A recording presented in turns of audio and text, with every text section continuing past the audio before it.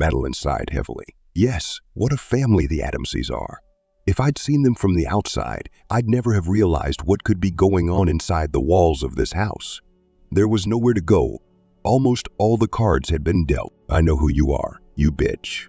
I know all about you. Nee, Cynthia retorted. Her eyes were bloodshot. Her hands were fumbling around the antique table, trying to find something to throw at the villain. A bird's-eye view of the village would make you think that all the houses were printed on a huge printer. All the same similar.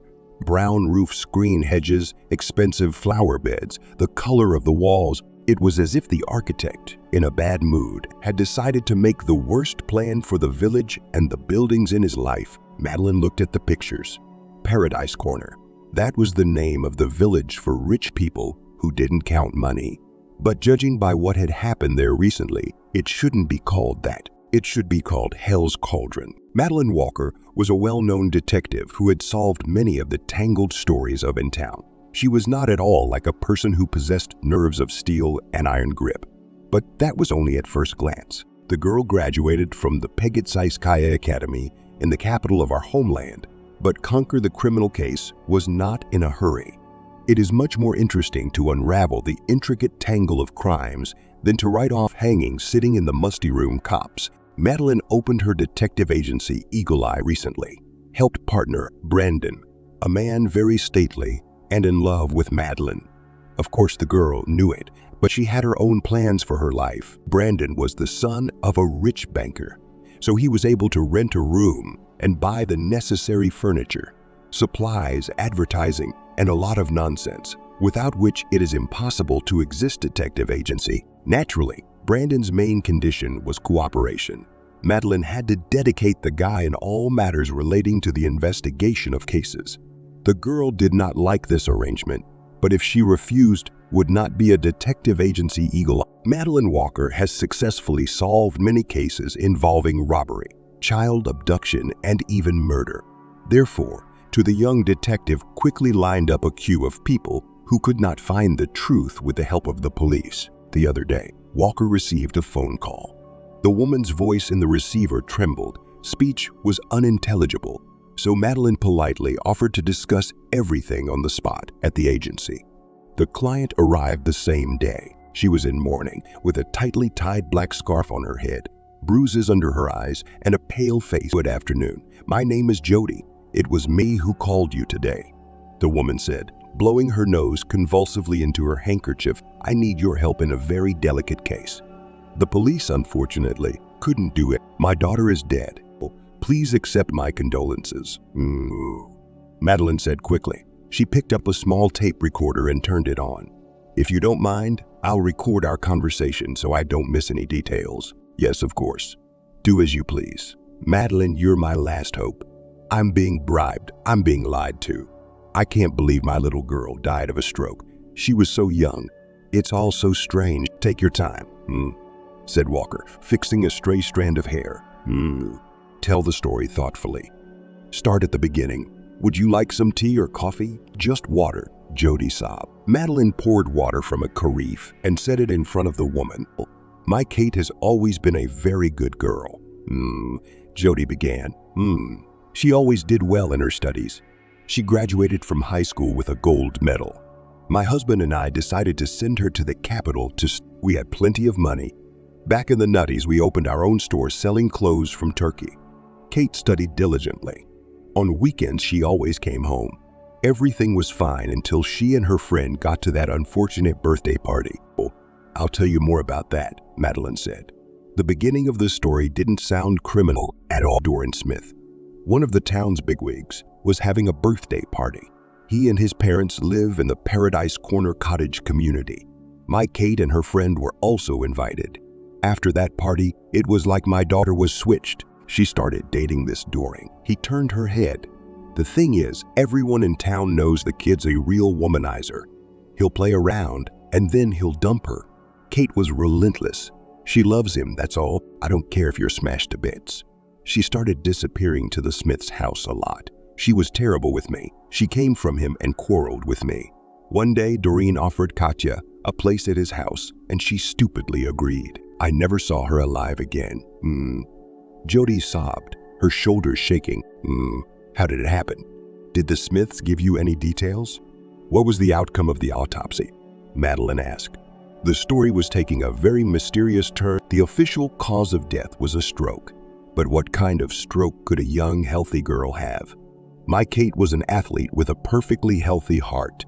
I'm sure Doreen had something to do with my little girl's death, and I want justice, Jody finished loudly. She took out her handkerchief again, wet with tears, and wiped her nose with it. Then she sipped some water from the glass and continued. The police, the Smiths, must have been bribed because they didn't consider anything other than a stroke. The case was closed. But I don't believe the official version. Help me, please, and I'll thank you well, Jody said. Walker was silent for a moment. Yes, it's an interesting case, but it was worth taking on to unravel another tangle. What if the girl did die of some other... All right, I'll take the case.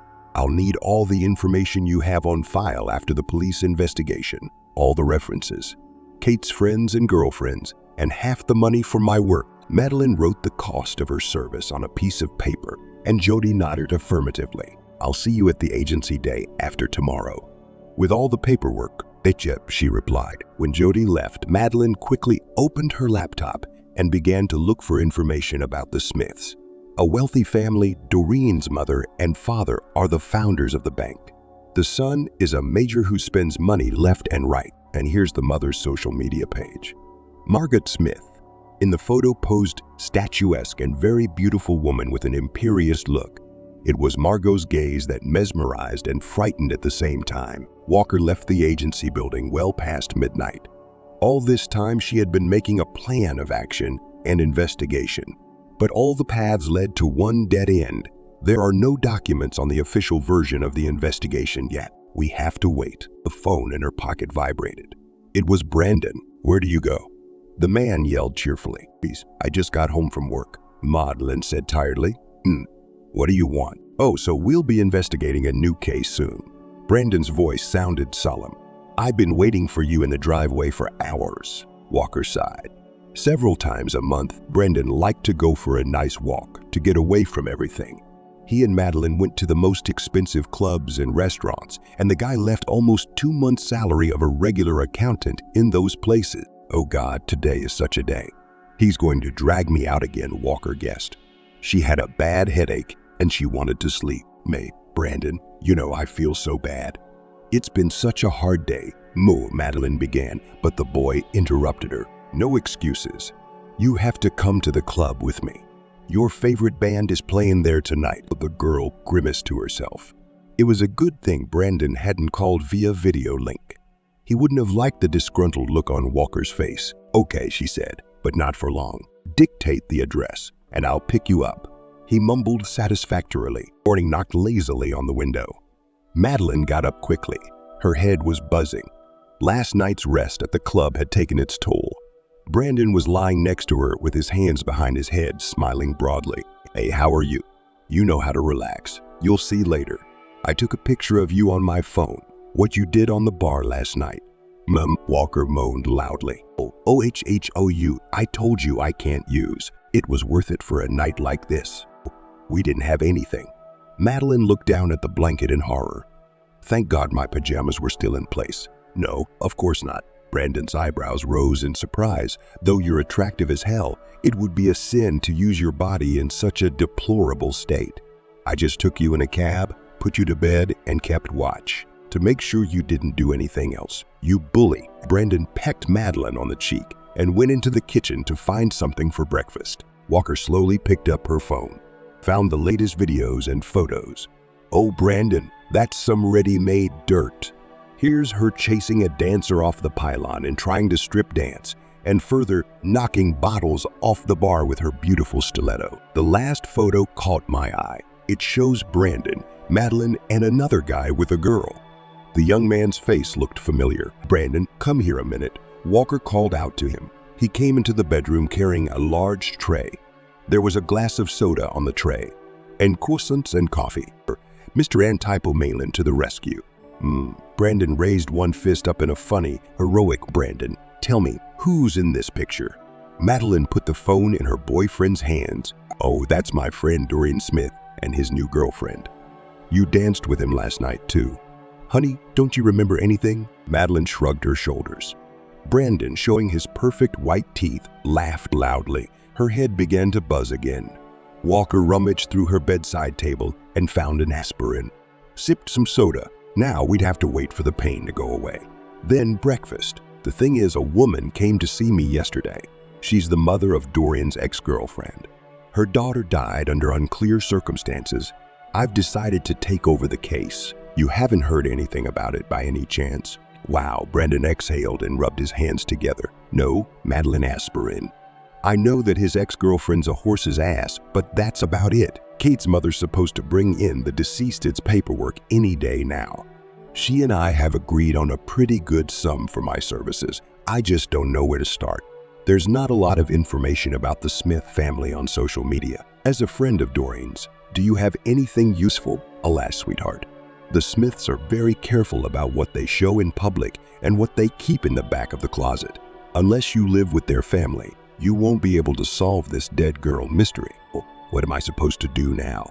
Madeline became visibly sad. What would you do without me? Brandon smiled slyly. You are terribly lucky. Recently, Dimka's mother kicked out of the mansion another housekeeper.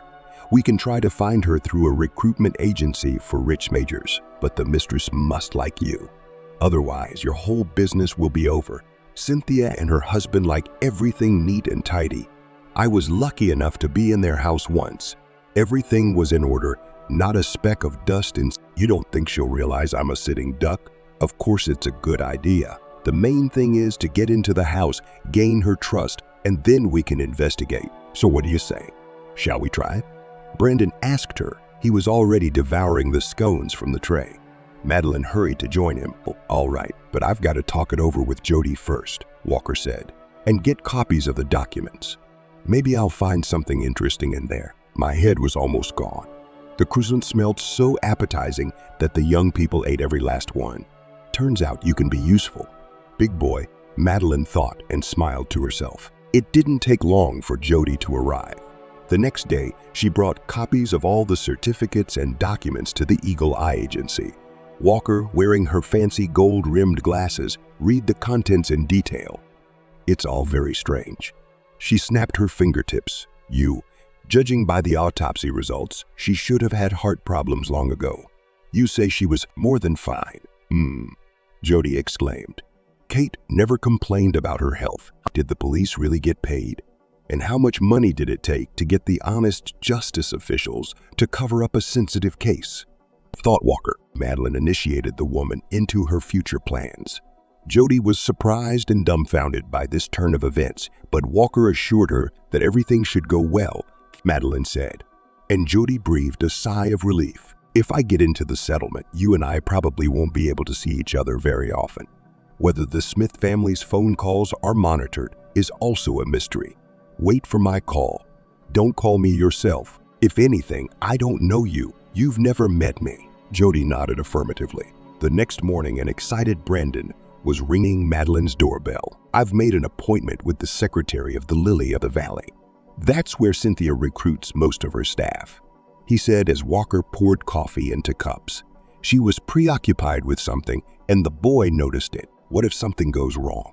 What if they find out I'm not who I say I am? Don't pretend to be. Don't worry, I'll try to visit Dimka more often to make sure you're safe.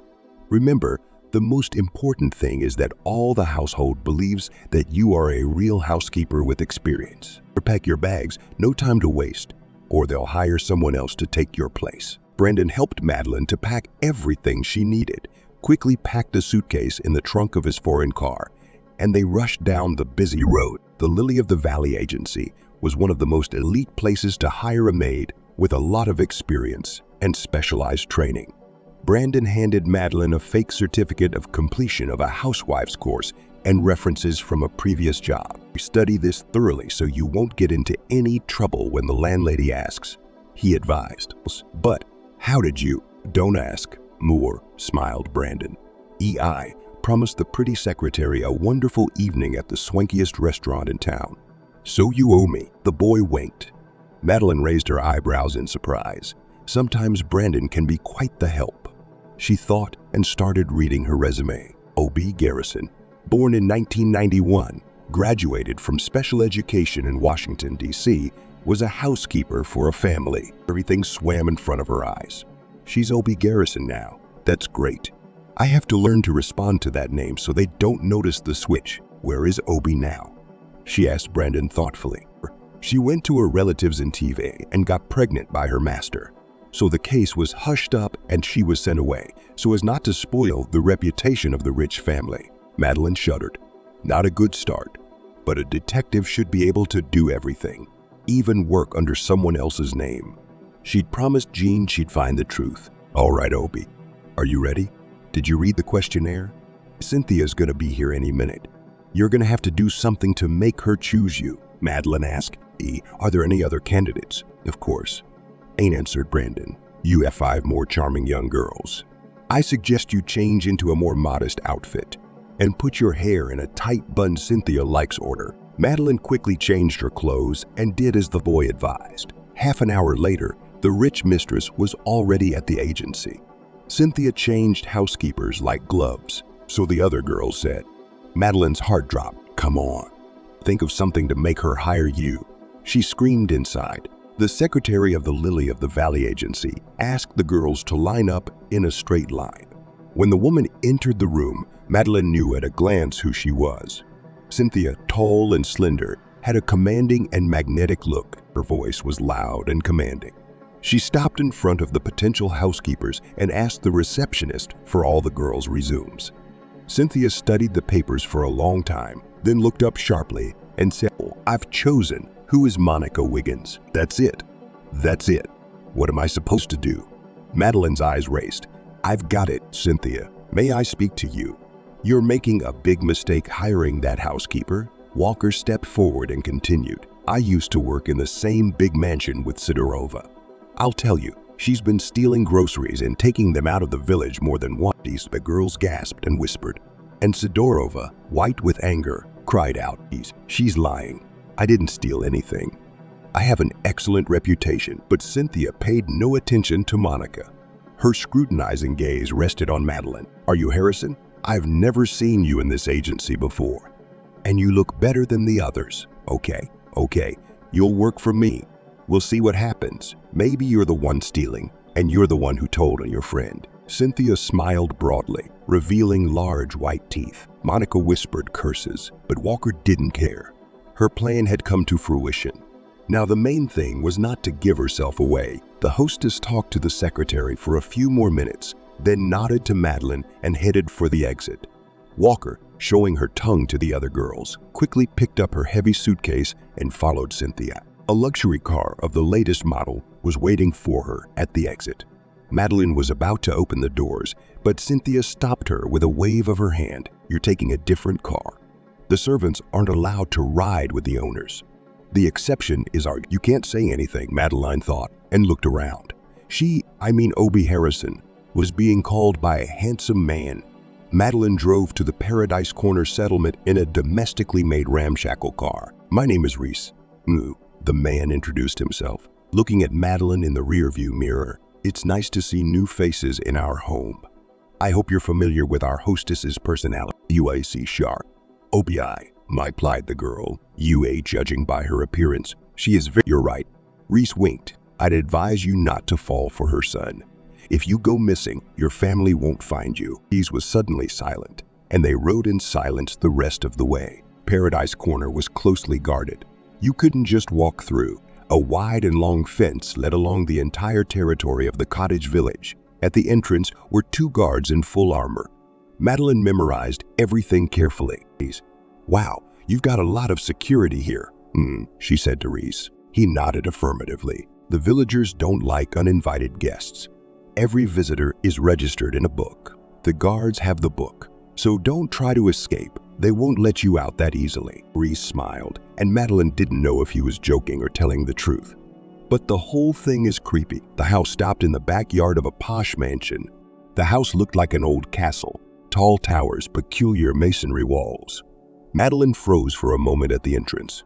The house amazed her. She had only seen such buildings in pictures of children's fairy tales. Reese gently pushed Madeline toward the entrance and wished her good luck. Walker hesitantly entered the building. How chic and expensive everything was. What a huge kitchen. Marble floors, mirrored ceilings. Suddenly, a strong hand grabbed her shoulder. Cynthia, the woman, led Madeline into the parlor, where the rest of the servants were already lined up. Walker scrutinized the even formation of 2 guards, 3 drivers, a fat cook, a laundress, and a housekeeper. A Wiccan wore the same uniform, a white bonnet, a dark brown dress with a sheer lace apron. On their feet were black patent shoes without heels.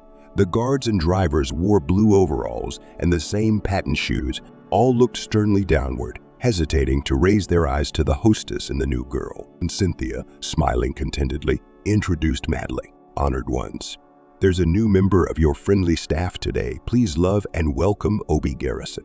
She'll be replacing our previous housekeeper. Yeah, sure. And Dimitri's gonna have some fun too. Fresh meat, the sullen cook muttered. Everyone nodded their heads. So, you know very well that such talk will get you fired without reinstatement. Cynthia's voice suddenly changed from honey-colored to dry and commanding. Peggy, will you come to my office after lunch? Cynthia said, glaring at the cook.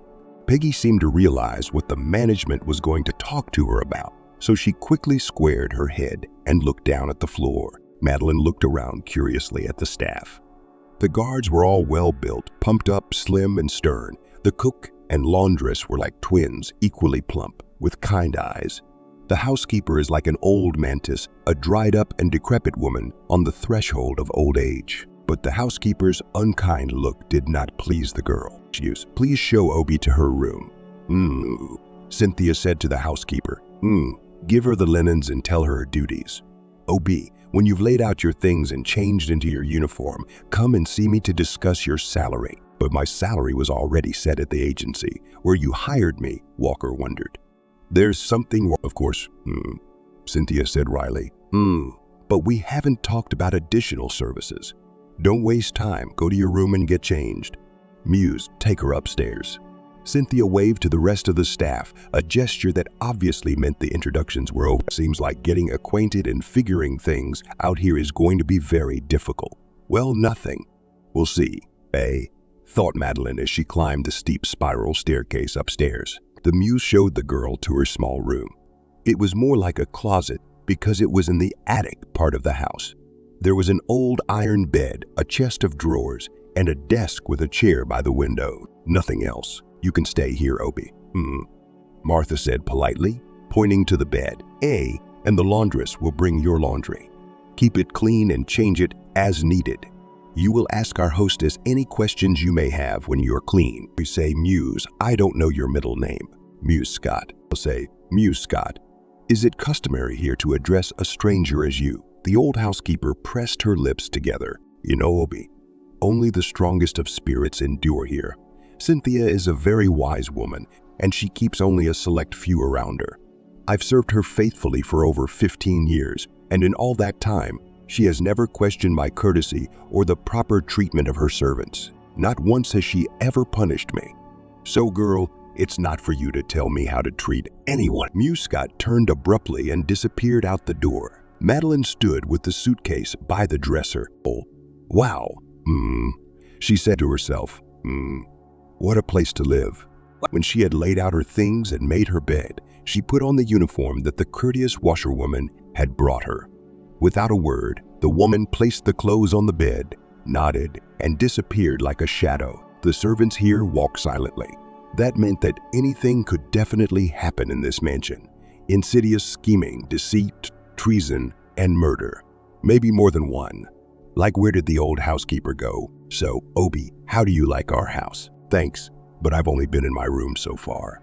But I'm sure it's gorgeous and very old. Yes, it's beautiful. It used to belong to my great-grandmother. During World War II, the Nazis took it over, but after the German army was defeated, the house survived. I didn't invite you into my office to discuss your job duties. You already know them. Madeline knew them. To keep the house clean, to clean the household, to set the table before meals, to serve the mistress and her family. By the way, where's Cynthia and Dorian's husband? You probably know that we are the owners of a huge inheritance. We keep our valuables safe and don't show our lives to the common people. Yeah, Jetty, Cynthia began. Her voice sounded assertive. That's why you should know that any gossip about our family is a direct way to be reprimanded and fired. All phone calls are tapped, keep that in mind. In general, anything you see or hear here must stay within the walls of the house. Now about the business. I wanted to offer you an extra income. You will have to inform about the condition of all my subordinates. Are you suggesting that I snitch on my co-workers? The girl asked bluntly. Why are you being so harsh? The hostess smiled wryly. Not to snitch, but to share the mood of the staff with me.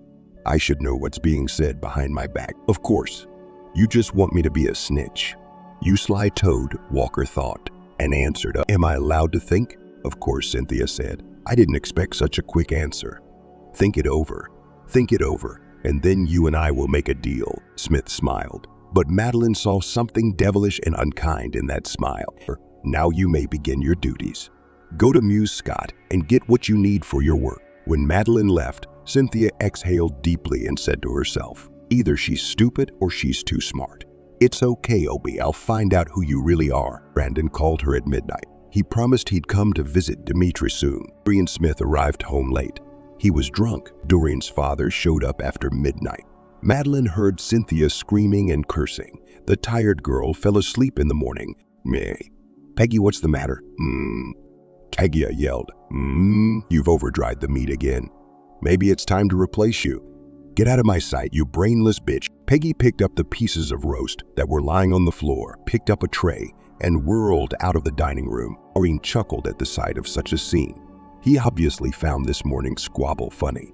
He looked at Madeline and his eyes lit up. Vincent, Cynthia's husband, sniffled unhappily as he looked at his wife. Oh, honey, can't you get off your butt sometimes and cook something yourself? He asked his wife calmly. No, Daddy, she can't. Mom's too busy lying on the couch. Oh, Cynthia pounded her fist on the table. Hey, son, you know that. I'm sick right now. Mom, you're always sick. Well, I'm going to go. Wait for us to visit tonight. The hostess changed her face. You asked who? Who else are you going to bring? Doreen was very much like his mother. That's why he liked to annoy her. His new girlfriend. You don't dare bring your new prostitute here. Her mother shrieked and her hands shook. Vincent tried to calm her down, but it was in vain. I dare you.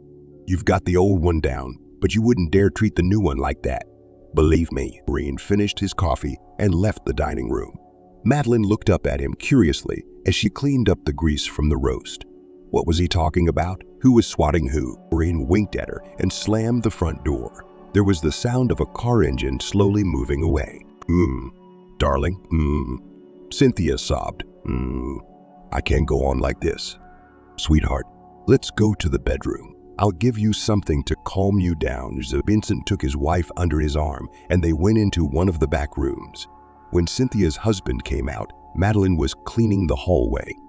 You didn't hear anything this morning. Do you understand me? He hissed, looking Madeline in the eye. She invited not to argue. Oh, of course, Vincent. I didn't hear anything. Everything was fine. You had breakfast and went about your business? Oh, good girl, growled the satisfied host. He got dressed and left for work. Walker had been working at the Smith house for 2 months. In that time, she had gotten to know the rest of the servants. Muse Scott, a stern-looking housekeeper, turned out to be a very simple-minded woman. She liked the outdoors, and Madeline often asked to go for walks in the park with her. You know, I don't have a mother. You look just like her, Madeline sobbed, and Muse Scott's heart melted. She became more attached to the housekeeper, and Madeline could thus learn all the information about the Smith family members. Peggy, a longtime cook, had disliked Madeline from the first day. Walker recognized the woman's weak spot. Peggy liked expensive alcohol. Therefore, the girl, in one of the cloudy evenings, visited the room where the cook lived and treated her with expensive cognac. The brandy was brought by Madeline Brandon. The plump cook told Walker that strange things were happening in the mansion. All of Doreen's girls are dying in a strange way, of heart attacks, but Peggy didn't believe it. She thought that the girls are killed by the son of the mistress himself, and the mother and father cover up the atrocities of their child. Madeline decided to herself that Peggy was the main ear of the house, so the cook must always be kept on the hook. The fat and pitiful laundress, Maiji, worked in the basement and rarely came out. Madeline had a bad rapport with her, but she knew from Peggy Walker that Mary had a daughter and had worked in the house before. Then she had died under strange circumstances. Maiji was quiet and didn't share her life story with the guards. Had little interest in Madeline, but Walker knew they were probably the main witnesses who might know the truth about what was happening to the girls in the mansion. There would have to be a clever way to collect the camera footage. One of the men, Daniel, was younger than the others. He could be approached. How Walker hadn't figured out yet. The drivers, Ireland and Wendy Whitewater, were twins, and Madeline often confused. Brendan began coming to the Smith house more often, and he and Doran would play pool or watch movie premieres. He and Madeline learned to communicate on the phone with the help of a special cipher. Some words were replaced by others, but the meaning of the information could be grasped. Brendan, in turn, was interested in the affairs and life of Doreen. Madeline never agreed to Cynthia's additional income. The landlady did not appreciate such a decision. From the servants, Walker learned that the mistress gave such an offer to each of the workers of the house, but no one dared to take such a step. Whistleblowers are not liked. Snitches are quietly put away. Every day of her life in the Smith house, the detective recorded on a small dictaphone. It was necessary to filter information and memorize every little thing. Also, the cunning housekeeper was able to install several tiny recording cameras when she cleaned the rooms of the owners and doors. The main thing was to make sure that no one noticed the peepholes. The first plans had come to fruition. Now it was necessary to gain the trust of the young guard. Madeline's thoughts were interrupted by loud laughter. Doreen walked into the hallway, holding the hand of a young girl. She was dressed in an expensive mink coat and leather boots. Madeline had a good eye for quality things. "Oh, hello, Annie." Doreen waved cheerfully. Get the table ready. I'm going to introduce Mom and Dad to my future wife." Madeline smelled the odor of alcohol coming from the boy. "You've got to keep your eyes open now." Cynthia slowly entered the hallway. Her head was covered with a tight towel, for she had been unwell all day. Vincent had returned from work early today and was sitting in his study. But the shouting and noise in the hallway forced his master to come downstairs. "Dory, what are you doing here?" he asked, sighing noisily. "Mother's been in bed with headaches since this morning. Take the young lady home and we'll get acquainted tomorrow." I wouldn't think of it." Doran shouted cheerfully. If you don't want to get acquainted today, the young lady will sleep at our house and we'll get acquainted at breakfast." She smiled politely at Cynthia and Vincent Taylor. The host looked at Madeline with a murderous look, and she realized what she had to do. "OBA, tell Peggy not to put alcohol on the table." Cynthia whispered to Madeline, "Tell Peggy to put more alcohol on the table. We're having a party tonight. Right, honey?" The girl smiled fearfully and nodded. Cynthia motioned to go into the dining room. The woman was pale and often clung to her temples. Vincent sat down at the head of the table with a stone face. The newcomer was not welcome in this house. Madeline was carrying the dishes and overhearing the Smiths' conversation. Honey, don't worry. We'll get her out of here in no time." Vincent whispered to "It's not the way I'd like it to be today. I don't think I'll survive 1 minute with that prostitute." Cynthia hissed. Where did he pick her up? Or Doreen, red with either joy or drink, tended to his girlfriend in the hallway. Madeline helped him hang up his clothes. Doreen's new fling was very pretty and sophisticated. I wouldn't have thought she looked like a girl of easy virtue. Probably a person of high society. Doreen's girlfriend, maybe. Madeline took out her tape recorder and quietly placed it on the mantel, covering it with a framed photograph. "Okay, great. Now we don't have to worry about any information floating past our ears." Meanwhile, dinner was served and everyone gathered around the table. Madeline stood a little farther back behind her hosts' backs to carry the dirty plates into the kitchen. "Mommy." Doreen began. "My dear, let me introduce you to my new wife-to-be. Her name is Lexi. She's very rich, so can you please leave your barbs behind and accept my choice for once in your life?" Lexi was obviously feeling a little out of place. She blushed thickly and looked at Dorian expressively. But he continued as if nothing had happened. "Oh, Mother, she's going to live with us. Since I am the heir to this house, I have the right to decide who lives here. Daddy, you won't let Mom hurt my fiancé, will you?" Like she did to Kate? Shut up, Vincent yelled. His face darkened and he slammed the plate down hard. It shattered and fell to the floor. Madeline hurried to pick up the pieces. Whoa, things are starting to take a turn for the worse. Jody, Kate's mother, thinks her daughter was killed by Doreen, but maybe there's more to it than meets the eye. Dad, don't scare Lexi. Doreen began in a hurt tone, but son, you're scaring your fiancé. Why would she tell you about your ex-girlfriend who didn't lead a very decent life, cheating on you with a security guard? Lexi comes from a very intelligent and respectable family. Honey, have dinner with us. Cynthia, with an anaconda's gaze, began to put meat and potatoes on her guest's plate. Lexi, thank you, Cynthia, but I don't eat that much. I'm watching my figure.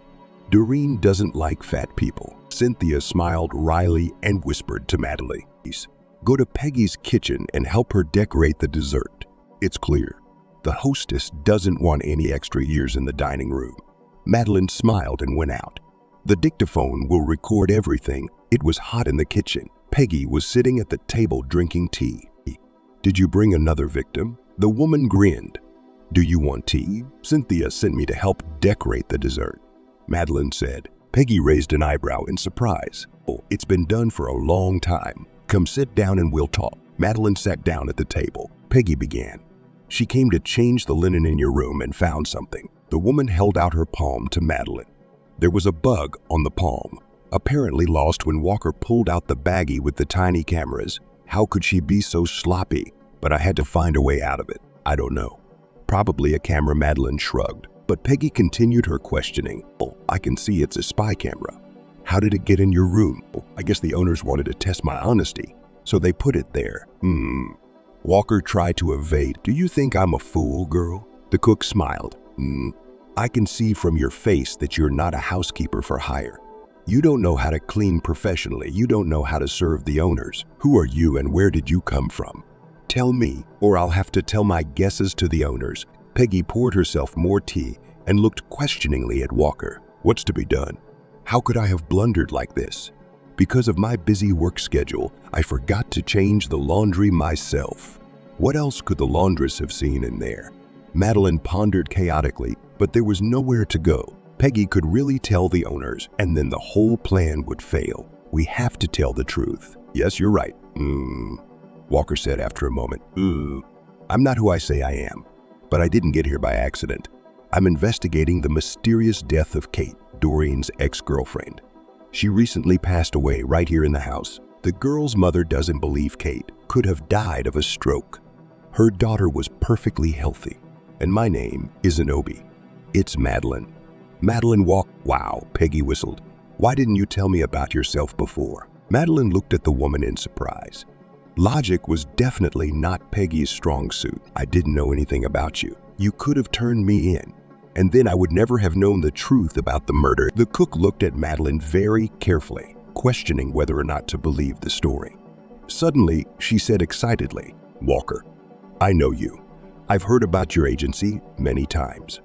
Brendan, Doreen. Madeline nodded in agreement. Yes, Brendan and I have decided that I need to infiltrate the Smith mansion itself and find out all the facts. I need all the security tapes. Maybe they have Kate's murder on them, but there's no way I can gain the trust of any of them. I've known Cynthia and her husband for years. They could be hiding their son's evil deeds. Doreen's strange too, changing girls like a glove. How many girls has the Smith son had, and all of them disappearing in the middle of nowhere? Fuck off, Peggy exclaimed delightedly, but Madeline shushed her. The Smiths might have heard. Peggy, you must promise me you won't tell anyone. Not about me and my business. Not even the washerwoman. No one but us can know who I really am. Swear it. Come on, darling. I'll never give you up. I promise to help you with your case. I too feel sorry for all the girls of that young tyrant. There were so many of them, all from rich families. Where they disappeared to, I don't know, but Cynthia never accepted any potential bride into her family. Just the air in the dining room was tense. Lightning seemed to fly from Cynthia's eyes. Vincent stared blankly at the ceiling. The girl served dessert. She managed to sneak over to the fireplace and took out a tape recorder. She wondered what they were talking about. When dinner was over, Madeline quickly cleaned up the dining room and hurried to her room. In her hand, she clutched the dictaphone. But when the girl entered the bedroom, she shrieked in surprise. On the bed sat Doreen. "Hello, little birdie," he said and smiled. Madeline froze at the door. What was he doing here? After all, the girl had seen with her own eyes how he, along with Lexi, had gone to his apartment. What does he want? Don't shake. I came to you with an offer. You see, my mother is in a bad mood about my new girlfriend again. I'll make you a deal. You tell me everything you hear about me and Lexi from my parents, and I'll pay you good money. Deal. Madeline sighed. Mother and son are the same, and if Cynthia finds out, she won't. Dory moved closer to Madeline and patted the girl on the cheek. If you don't tell, I hope you're smart. I am a grave. It's not in my interest to spoil myself in the mansion. All right, I'll give it a try. Yue Walker sighed. How just in time is all this? Doreen winked happily and quickly left the bedroom. The girl closed the door tightly, lay down with her head under the blanket, and turned on the recorder. Doreen, how nice of you to bring such a young lady into the house again. Lexi, do you like it here? Your pants aren't too tight after dinner. Cynthia's voice sounded. I'm fine, thank you. Lexi answered confidently and without a tremor in her voice. I really like your cozy home. I live downtown and this cottage community is my first time in this area. Your house really stands out from the others. I hope when you come to my parents' house to meet them, you'll appreciate our mansion too. Oh, honey, I hope that won't happen. It was the landlady again. Her voice was lusciously, Mommy, take it easy. If you want to see your little boy home once in a while, don't make me have to pack my bags and leave home again. The recorder was silent for a minute. Then there was a sob. Doreen, don't say that. Let Lexi stay with us as long as she wants. You just, okay, Mommy, calm down. I'm not going anywhere. Dad, we'll probably go to our place. Cynthia shakes. Stop it, sweetheart. I hate her already. If you only knew. I hate all of them. They want to take everything from Doreen. And our money. My dear, come on. I'll give you a pill. Footsteps sounded, and the recorder turned off. So much for the recording, Madeline thought for a moment. Strange. Cynthia has strong nerves, but something had clearly happened at dinner that had thrown the mistress of the mansion off balance. We must get to the bottom of this, only very carefully. There was a persistent knock at the door. Madeline wasn't expecting anyone. Who? Open up, Madeline. It's Peggy. Walker let the woman into the room and locked the door. Peggy, please don't shout my name all over the floor. They could hear you. The girl shouted angrily. I'm sorry. I'm stupid. The woman whimpered. I have a plan to get the security tapes. The whole house. HSDNT. Ow, come on, tell me. Peggy took Madeline's hands. It's simple. Daniel, one of the guards, is head over heels in love with you. He confessed it to me the other day when he was having lunch in the kitchen. He's been asking me all sorts of questions about how to approach you. This is our chance. Just reciprocate. Madeline sighed and sat down on the bed. Playing with love is no joke. It could end very sadly, but it was worth a try. It was a magical winter morning. The first thin snow fell and covered the frozen ground with its lace. The spirit of the upcoming new year was in the sky. City Paradise Corner was slowly being dressed up. In some houses, the workers were already working at full speed. They put on the roofs and walls of houses LED ribbons, installed figures of snowmen, Santa Claus. The Smith mansion already stood dressed up. The towers were decorated with lights on the windows, elegant lace patterns made of special paper. Madeline took an active part in all this pre-holiday bustle and even for a moment forgot that she was a detective under a false name. During this time, the Smith house had become her home. Madeline had been nursing the idea of a relationship for a long time, until one day Daniel himself talked to the girl when they went to town to buy groceries. The housekeeper was contractually obligated to go shopping with an escort. The guard had apparently asked for it. Nice weather, isn't it? He asked, looking in the rearview mirror. Madeline looked straight into the guy's eyes. They were like two hypnotic circles, drawing him inward. Oh, great. I love winter. The girl answered honestly. The driver, Edgar Stanley, smiled slyly. He switched the wave on the radio. You're not like the other housekeepers were. Daniel was still looking thoughtfully in the mirror. There's something special about you. Yeah, of course there is. I'm just not who I think I am, that's all. Big deal. Madeline's heart was aflame. He answered aloud.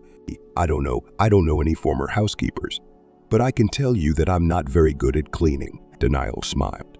They drove the rest of the way to the center in complete silence. Only the music from the stereo disturbed the peace.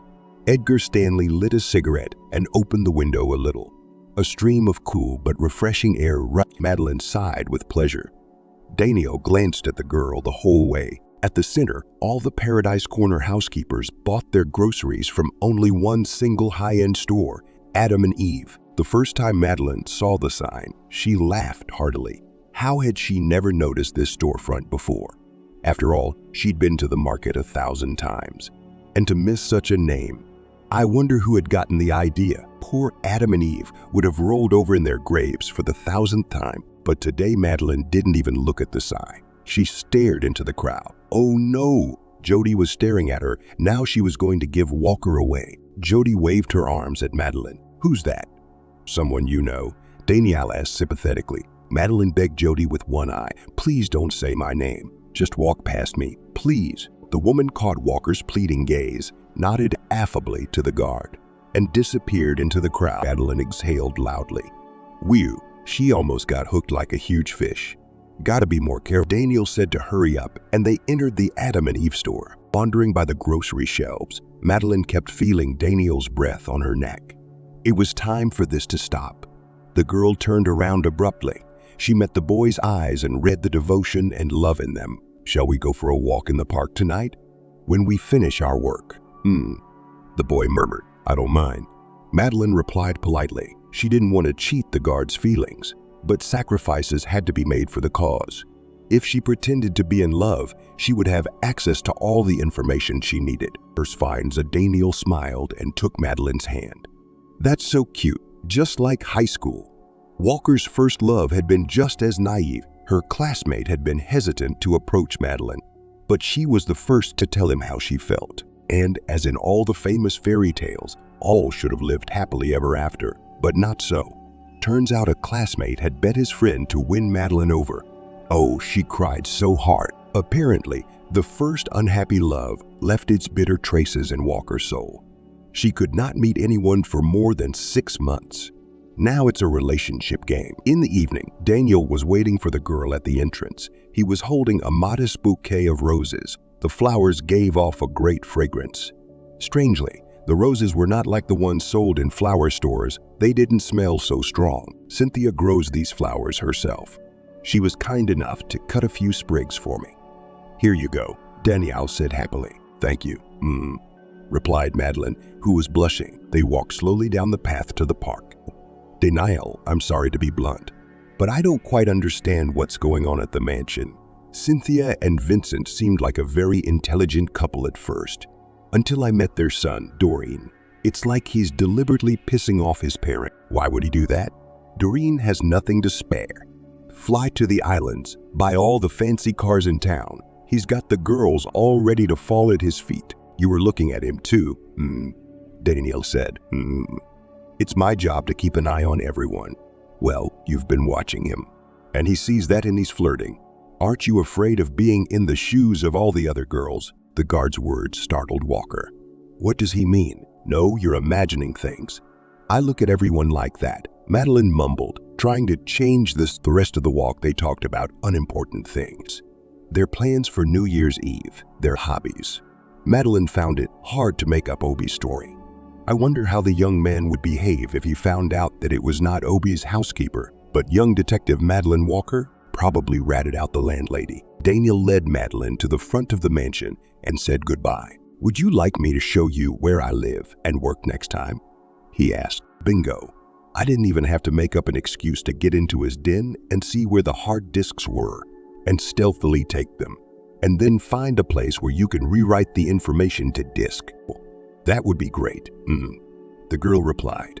She let Daniel kiss her cheek. Madeline went into her bedroom and laid her head on her pillow tiredly. Then she dialed Brandon's number. Hello, Madeline. Is that you? A voice mumbled sleepily. You see what time it is? Brandon, the bird is almost in the cage, said the girl. We need a few more days and we will catch it. The voice on the other end of the line said, Good for you, she said. Call me if you need anything. Madeline hung up the phone and was about to doze off, but her peace was interrupted by shrieks down, You bastard, how dare you? Cynthia screamed in a fit. She was in her pink nightdress, her bonnet pulled down over her hair. The landlady's face was blue from screaming. Vincent held Cynthia, preventing her from attacking Lexi. Miji stood nearby. I won't let you hurt the girl. The laundress said in a trembling voice and covered the girl with her body. Vitally, let me go. I'll show her now. Where did you take my son, you bitch? Why? Lexi sobbed and hid behind the laundress' broad back. Madeline could see Peggy's worried face through the narrow slit of the door. Okay? The landlady yelled next. Get the hell out of my house. Stop wasting my money. Don't ever set foot here again. I'll give you 1 minute. She's not going anywhere. Said Michi sharply. Your son has knocked up the poor girl. She's pregnant. It's your son who should be kicked out. He should not spoil any more young girls. How much longer are you going to abuse? You know I won't have to tell the police what you did to your son's previous girlfriend. Get out. Cynthia shouted. The door of the mansion opened abruptly. Doreen flew in. Surprisingly, he was sober. Madeline felt as if she had to stop him. She put her arm around Cynthia. Doreen, calm down. But the guy didn't hear her. He shoved Madeline roughly away, causing her to fall to the floor and hurt.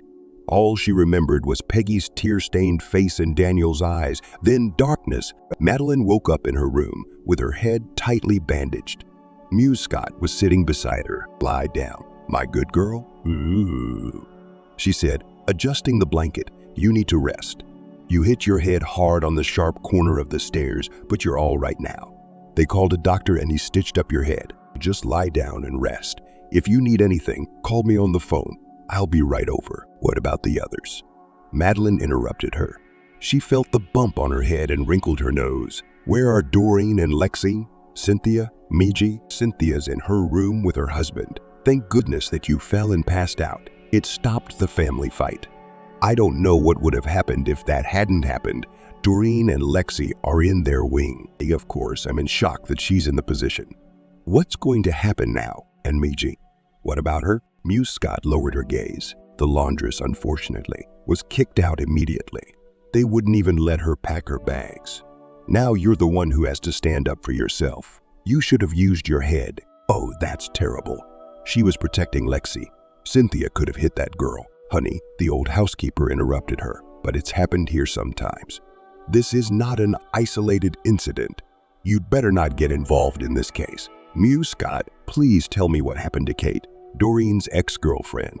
Madeline held the housekeeper's hand to keep her from leaving. She's dead, Muse Scott said through gritted teeth. I don't believe it. You're lying to me. Tell me the truth. Walker screamed. She squeezed the housekeeper's fingers tightly. Bobby, calm down. The woman pulled her hand out of Walker's iron fetters and rubbed it. Cynthia said, you're on sick leave for a week. Peggy can take care of 2. I'll do the laundry. When you go back to work, you'll have to do the laundry. I've got enough to do around the house. Muse Scott's gone. Oh no, a week just wasted. And not to know what would happen next after the family quarrel. Madeline tried to get out of bed, but immediately fell backwards. A sharp headache pierced her skull. The girl fell into a short, dreamless sleep. The next morning, Peggy came in to see Walker. Looking at the cook's puffy face, Madeline realized that Peggy was grieving for her colleague. I see you're all right. How's your head? Does it hurt? The woman hugged Madeline. Don't worry, I'm on the mend, and I'll be back to work soon. Walker smiled happily. It's been like that. Peggy said. The landlady almost killed the poor girl. You should have seen the look on Doreen's face. He must have fallen head over heels in love with Lexi. Anyway, they're getting married and Cynthia's not happy about it. She's locked herself in her room, and sometimes I bring her food, but she won't touch it. What's going to happen next? I don't want it to be like Kate, Madeline said and closed her eyes. I need to get better. Daniel's been asking for you. Can he come over for a few minutes? He's worried, poor guy. Madeline nodded affirmatively. We have to keep investigating. no matter what, and get out of this house while the bones are still intact. A week later, Madeline went back to her job. Now she had to do laundry for extra pay. But the girl was not afraid of hardship. While you work, you have more time to think. The guard promised to show her his workplace.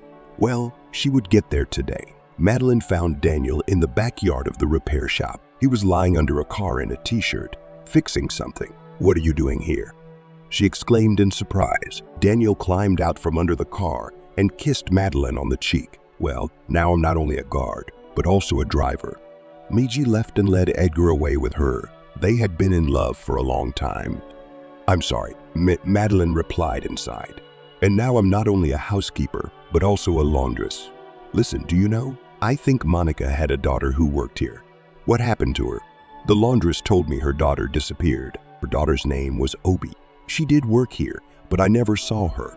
Edgar Stanley told me everything. Miji had arranged for Obi to be her assistant. 20-year-old girl changed the linens and brought them to the laundress. The landlady's son had taken a liking to her. I think they even met in the backyard. But then Obi disappeared. Miji was very sad. She searched for her daughter for a long time, but there were no leads. They say the washerwoman even wandered into the woods near our village.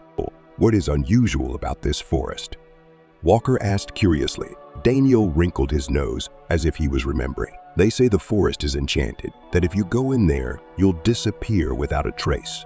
Sometimes they hear screaming and crying, the souls of lost people trying to find their way to paradise." Marnie laughed. "Danielle, you're wonderful. I've never laughed so hard in my life. I'm sorry, but that's crazy. You still believe in spirits and enchanted forests.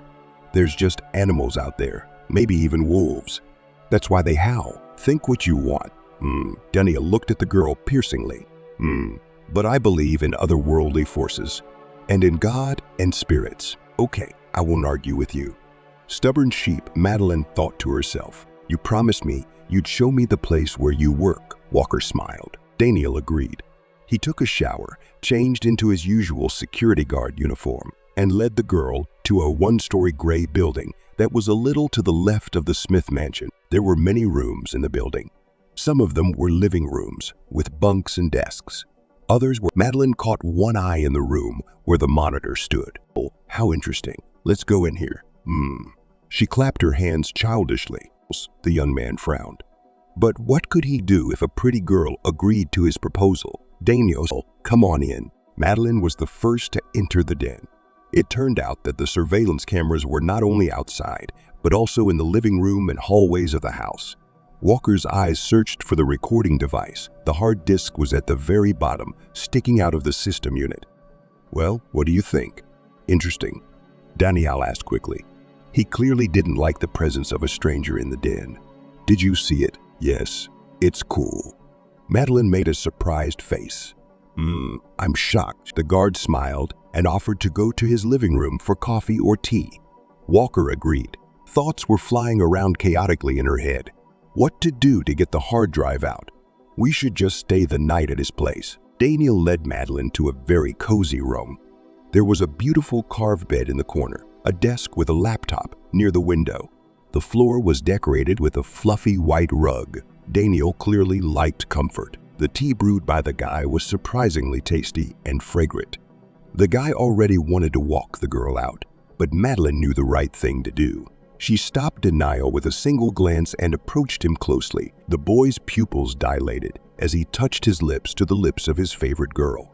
This was something to dream about. It was going to be a hot night. Walker cautiously opened her eyes.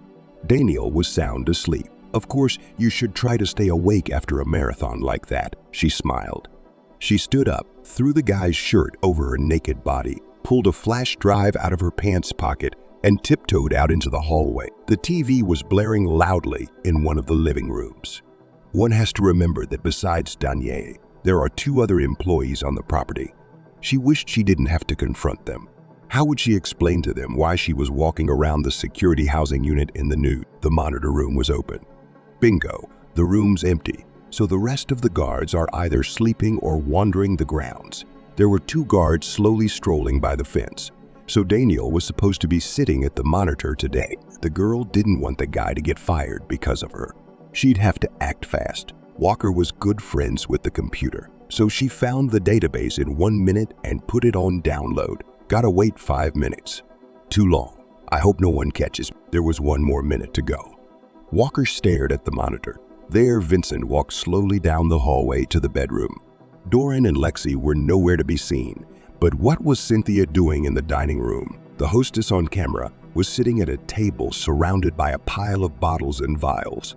She was stirring some kind of solution in a bowl. That's weird. Maybe she's making a night mask.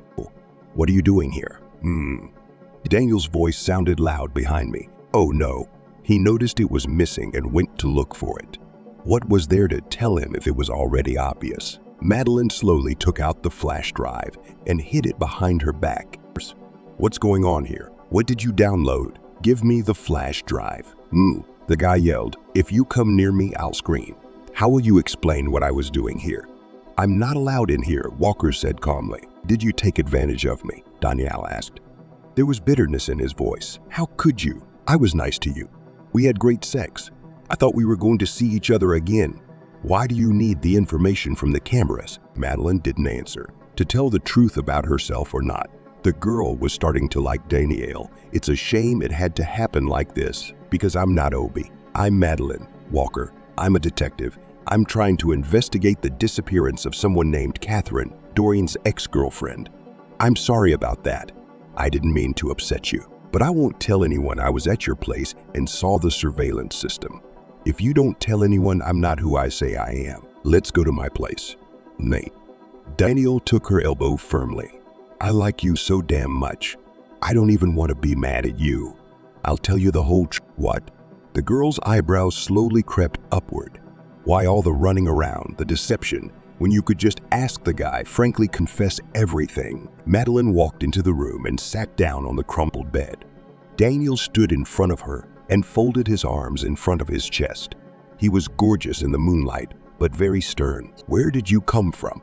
Aren't you afraid of death at all? The guard asked in surprise. I work at the Eagle Eye Detective Agency. She began. Kate's mother, Jody, came to see me 3 months ago.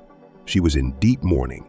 Kate was Dorian's girlfriend and they had been dating for a long time. The daughter had even quarreled with her mother and moved out. Kate started living with Dorian at Smith's house. At first, everything was fine, but then Kate's sudden death from a stroke. Moreover, the girl was absolutely healthy according to her mother. There was very little information about the family on the internet, so there was nothing left but to infiltrate the house under a false name. My partner and co-owner of the agency, Brandon, helped me with the placement in this hole. Danielle listened very carefully the whole time. You're crazy. He sighed. Lucky it happened the way it did. That I found out. If the landlady finds out, you won't leave this house. Why should I? Walker was surprised. Because, He ran his hands through his hair. You're right. Katya was murdered. And it's so tricky that no pathologist will ever know why. But Kate wasn't Cynthia's only victim. Are you saying the landlady killed the girl? Madeline exclaimed. I suspected Dorian of that. He wanted to get rid of his annoying girlfriend. Bang! No, Dorian's a victim too. Of course, he's a total womanizer. I'm even a little jealous when he stares at you. Jealous, I mean. Daniel wrinkled his nose. And then what? The girl asked curiously, ignoring her boyfriend's state of mind. Let's start at the beginning. I came to work here for one reason. My mother was terminally ill. I needed expensive medicine treatment. Cynthia promised me a lot of money for my work. Of course I accepted. I quickly found a common language with the rest of the staff. I didn't know what was going on inside the mansion walls until I got to my first post. You were there a few minutes ago, Daniel frowned. And what did you see? Madeline shrieked. Don't shout like that. My staff might hear us. I saw Cynthia put something in Kate's glass. The girl didn't live a minute. It all happened in the cafeteria. The cameras recorded it. They made me erase it from the archives at the time. The police, of course, went through the hard drives, but to no avail. The Smiths promised me a large fee for my silence. Mother was getting worse, so there was nowhere to go. Kate's not the first girl. When I worked here, every time Doreen brought another pretty girl into the house, I knew she couldn't survive here. Cynthia would bite. Madeline couldn't believe her ears. How? Surely everyone knows there are murders in this mansion. The girl's parents, the servants, friends, relatives of the family, and they're all silent. But why would Cynthia do such a thing? The girls were rich, wealthy, intelligent, didn't smoke or drink alcohol. They must have dressed smartly too, because the lady of the house has been sick for a long time. The husband hides everything carefully. Sometimes, when it's really hard, he takes his wife to a boarding house. There she's treated and sent home again. After the hospital, Cynthia is unrecognizable. But some time passes and the devil comes back into her. She's jealous of her only son. The jealousy turns into schizophrenia. Oh my God, you don't say anything. Why couldn't you go and tell the police? So many innocent girls died because of your silence. Madeline was getting, well, I would have told them. And goodbye to my mother's peaceful and painless life. Haven't you ever had to sacrifice anything? Daniel asked in surprise. Madeline wondered. Whether or not one could or could not be judged for inactivity was a decision for the authorities. Time to get ready. We must tell Jane. Daniel seemed to read her thoughts. He held her tightly against him and whispered, "Yo, don't you dare. I won't let you go. You must think of other people." All the servants knew about Cynthia's antics. Are you going to tell everyone now, you white sheep? Madeline looked boldly into Daniel's eyes and lashed out with force. A moment more, and the guard was on the floor, pinned down tightly. I may look like a weak woman, but the urge to break free is definitely there, isn't it? Madeline said happily, sitting on the guard's back. Don't fight it. I'm not going anywhere yet. There's no official proof, and I didn't copy the data for nothing. I won't tell anyone about you, but I need you to help me with something. What is it? Daniel wheezed. He tried to pull the girl off of him, but he was unsuccessful. We have to team up and catch Cynthia doing something illegal together, or get the truth out of her. How do you want to get the truth out of her? Smith is a hard nut to crack. She'll keep her mouth shut even under torture. They don't go to jail for that sort of thing. Others will go to jail for them. Oh, Daniel grumbled as Madeline slid off him and sat down beside him. Shall we see about that? Or are you going to be an accessory and witness to her crimes from now on? You're a good guy. Yeah, so good that you even decided to get in bed with me. Because of the security cameras, growled the guy. But he agreed. Despite that horrible night, Danielle was still attracted to Madeline. A satisfied Walker walked out of the security building in the early morning hours. Daniel was at his post. He gave the girl a look and sighed. All because of women in this world. Madeline, sitting in her room, pondered her next steps. One would have to be very careful. She felt that one extra step and a trap for the detective was assured. There was no need to look for an excuse to piss off the landlady.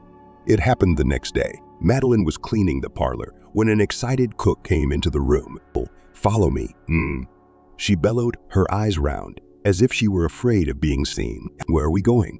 Peggy, what happened? Walker whispered. Donnie asked me to bring you. He's in the backyard. If the guard runs into the house without a good reason, the missus will get suspicious. Come on, drop your mop. Peggy shoved the screaming girl out of the mansion. Madeline ran the rest of the way on her own. There he is, standing there, looking so handsome. The excitement made her hair stand on. What happened? Did you tell the landlady about me? Madeline almost choked on her feelings. Madeline clenched her hands into fists and threw herself at the guard. Daniel gripped Madeline tightly and waited for her to collapse from helplessness. Why are you fighting at once? I didn't tell you anything.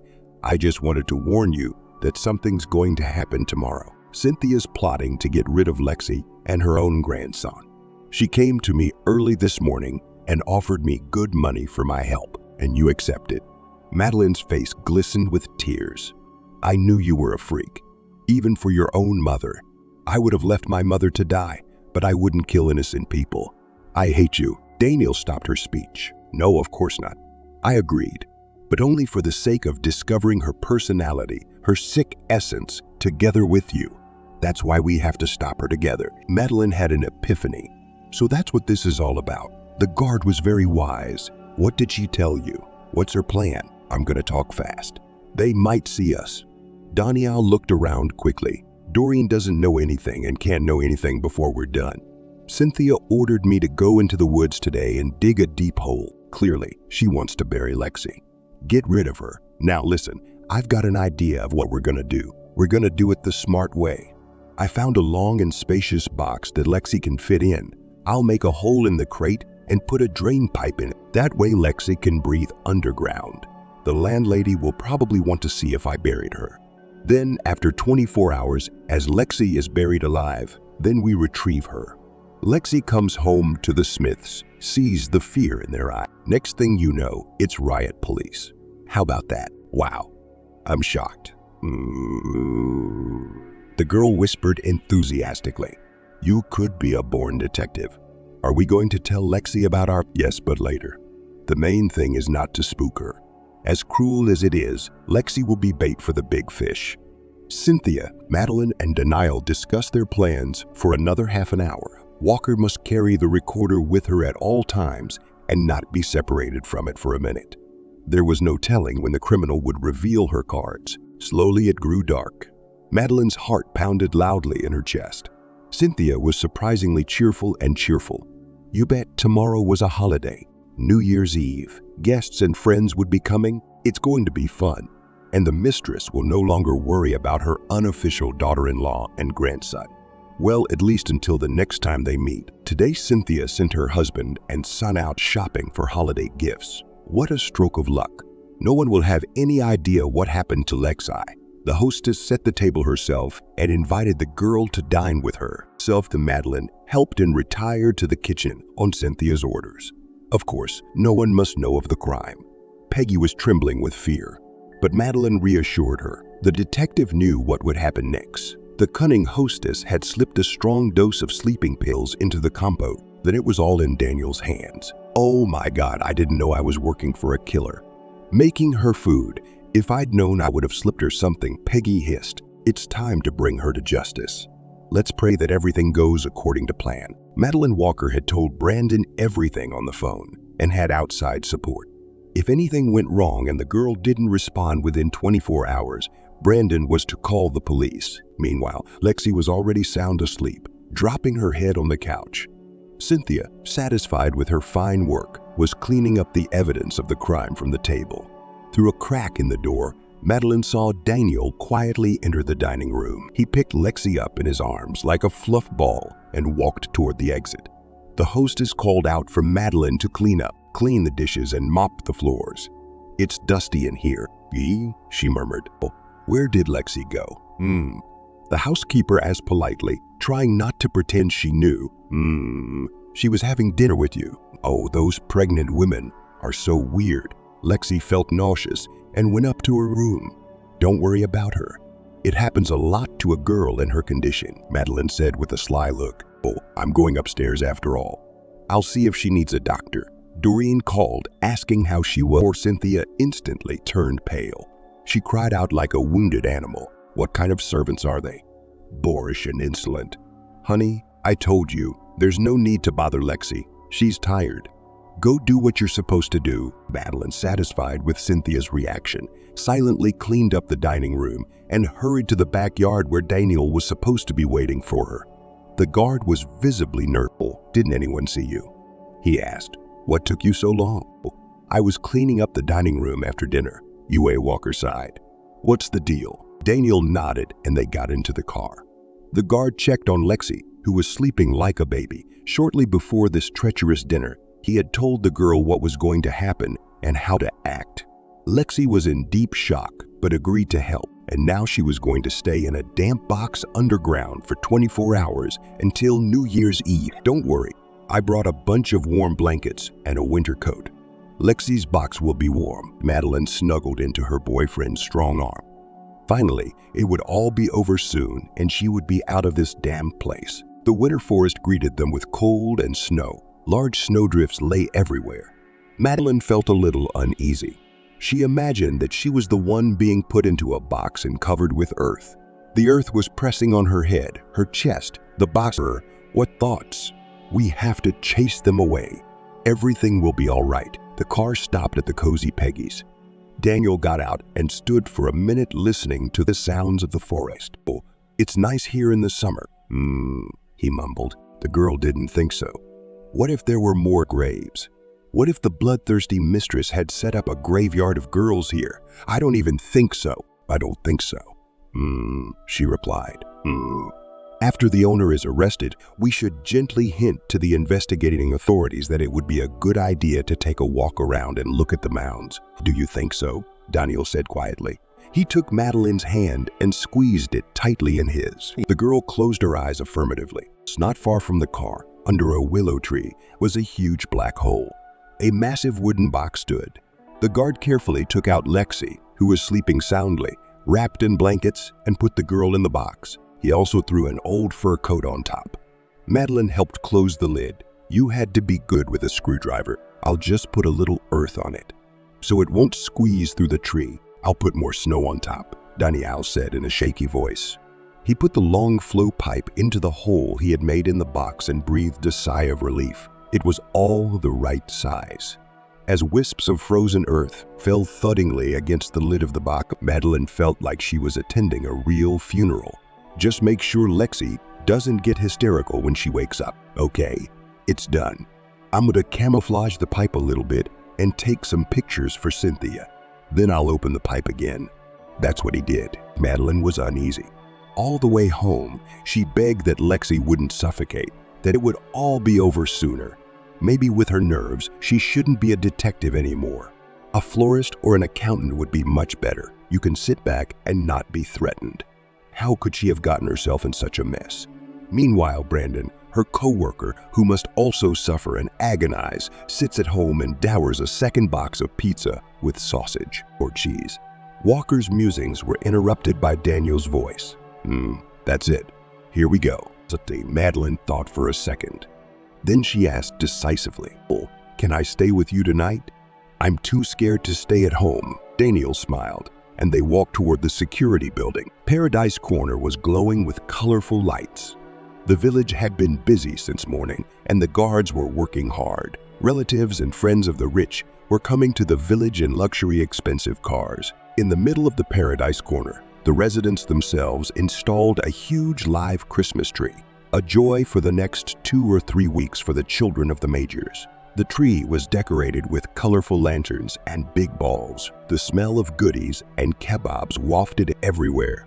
The male part of the population traditionally roasted meat for New Year's tables. Only the Smith mansion did not light its holiday lights this morning. The house was in a frenzy. Dorian was throwing plates hysterically, Cynthia screaming pleadingly for him to stop. The servants gathered in the dining room and watched as the Smith son shamelessly destroyed the holiday sets. "Where's Lexi, you monster?" he yelled at his mother. "How many times have I told you to stop meddling in my life?" Another plate flew into the wall. Peggy groaned and sat down. She didn't really want to get hit in the forehead with the next piece of dishware. Madeline woke up on New Year's Eve morning in Daniel's arms. A strong wind was blowing through the window, small snowflakes flying. Here comes the last day in this hellish place. Then freedom, thought the girl. She kissed the sleeping guy and quickly got ready. I wonder what's in the Smith mansion. Doreen Madeline arrived at the house. She saw a stunning scene.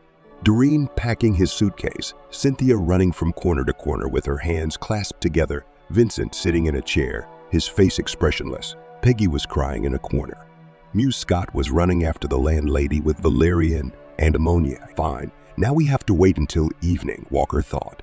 She could hear Muse Scott calling the guests and politely telling each one that the hostess was ill and the party at their house was canceled. Too bad.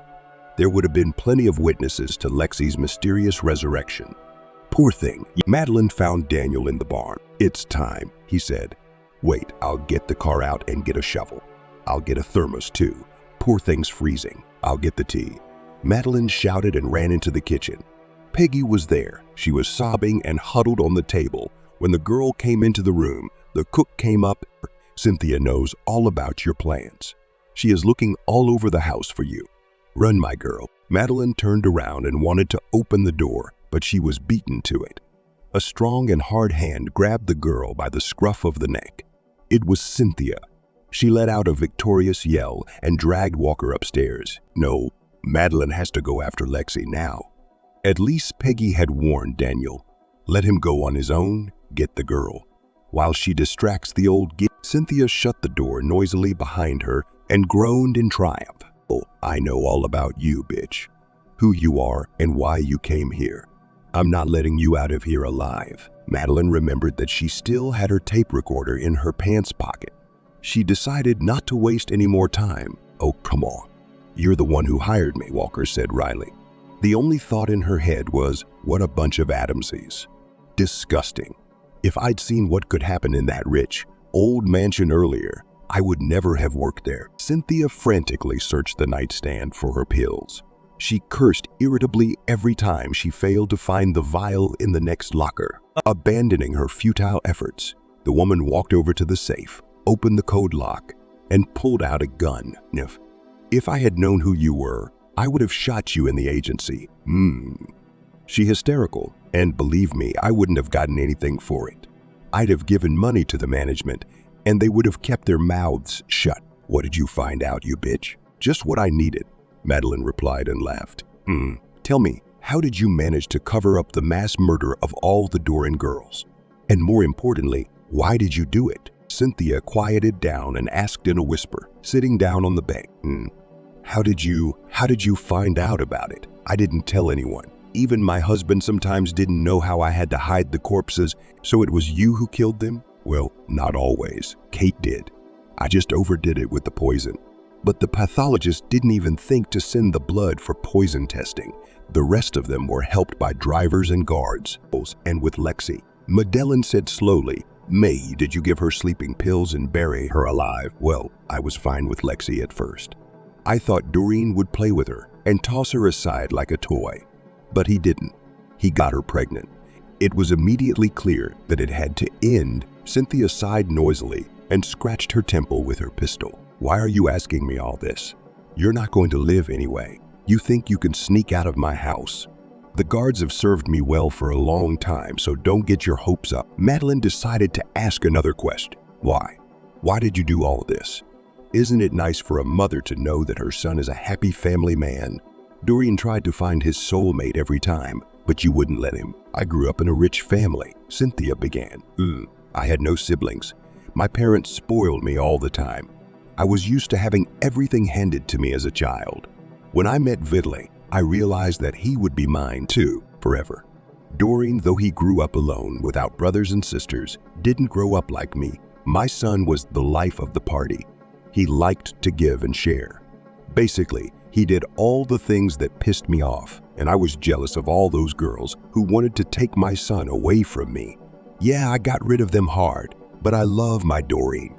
Love can explain everything, but it's a sick love," Madeline sneered. "You're sick. You need to stay in the clinic under lock and key. How many victims have died at your hands? Somewhere over 10 beauties. But I don't regret it one bit. They will only bring disappointment to me." "What about Lexi?" "She carried your grandson. Lexi was a good girl, but she didn't know how to treat my Doran well. They were always fighting." "Okay, we've talked enough. Don't worry, you won't suffer." Cynthia was about to point the gun at the frightened girl, but there was a noise and the sound of breaking glass downstairs. Another minute, and people rushed into the mistress' bedroom. Danielle, a pale Lexi, Doreen, and many more. Maji was among them. She cried, "Madeline, are you okay?" A guard rushed to the girl. Madeline was trembling, whether from fear or Lexi. The owner exclaimed, losing her mind, "How did you get here? You're dead." The girl smiled sadly. "Yes, I was supposed to be buried asleep." "How cruel you have to be to get rid of yourself that way." Doreen went out into the corridor and shouted to someone, "You can take it." "It's all right." An assault team flew into the bedroom in full armor. They threw Cynthia to the floor. The woman did not resist. She only moaned and hurled angry curses. The investigation to solve the series of murders stretched on for a long time. Evil mistress of an ancient mansion killed more than one innocent girl, each one with particular cruelty.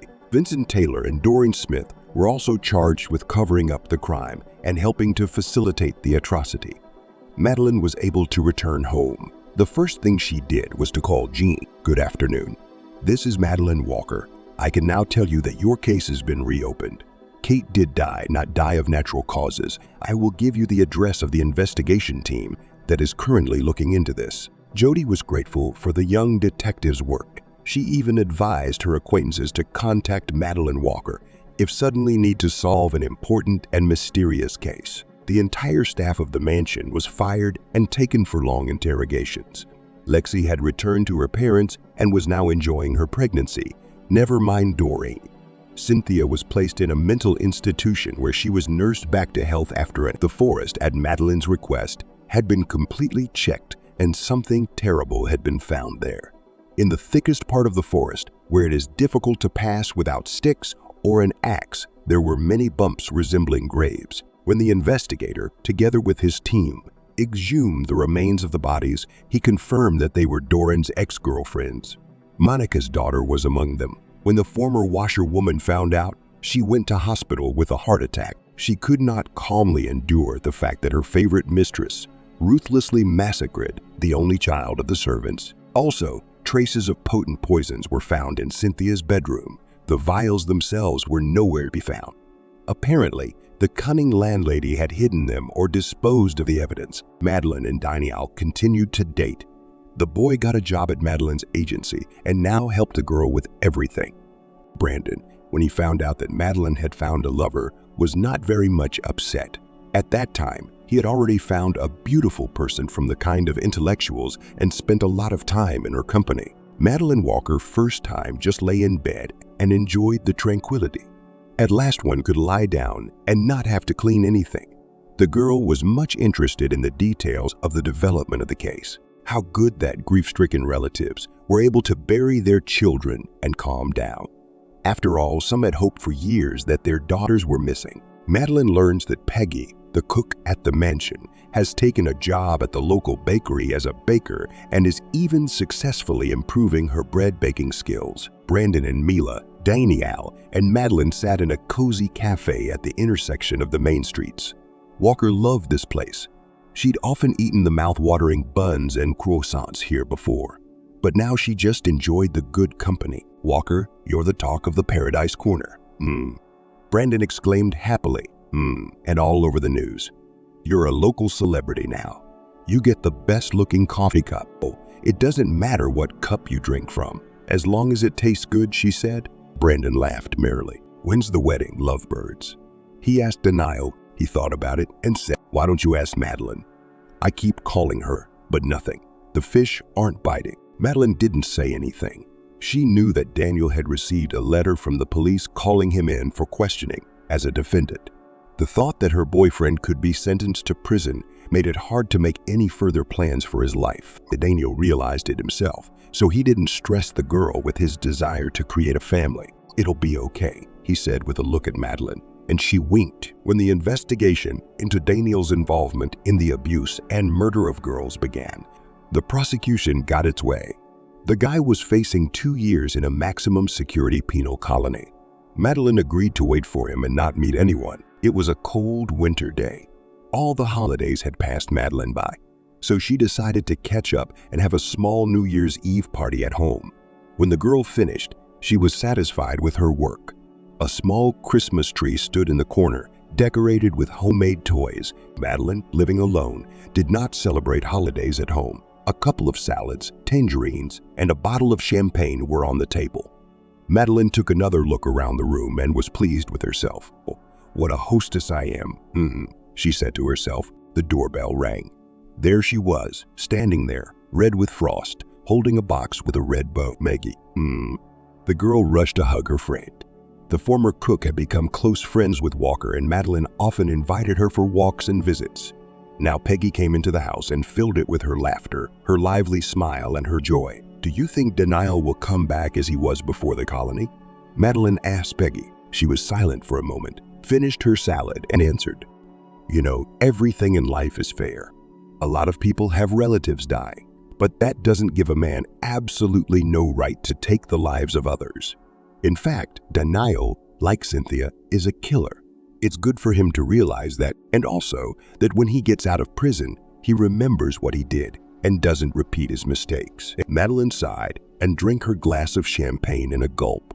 She wished that all the people in whom anger and hatred lived would one day realize that it was possible to live differently and appreciate every minute. The snow fell and fell. The friends were laughing loudly. Next year promised to be even more.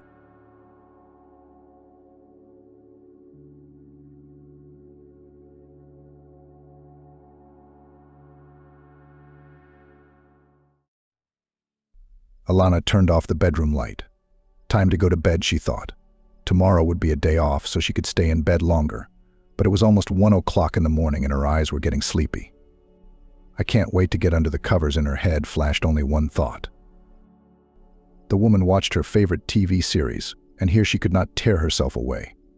There was everything: love, betrayal, and a difficult period in the main character. All this was so reminiscent of the fate of Alana. The series, as it should, ended with a happy ending. It was clear from the very beginning. In such movies, it could not be otherwise. And in Alana's life, anything could happen. However, the circumstances were such that now she is doing well. I can't believe it sometimes. How great it all turned out in the end. She smiled at the thought that Alana's life was as if it had been scripted by the director of all those TV shows. It all started many years ago, and at the start of her life, young Alana was faced with a lot of adversity and loss. Her childhood came in memories only vaguely. Only sensations and images remained in her memory. Her father, strong and reliable, often carried her daughter on his strong shoulders.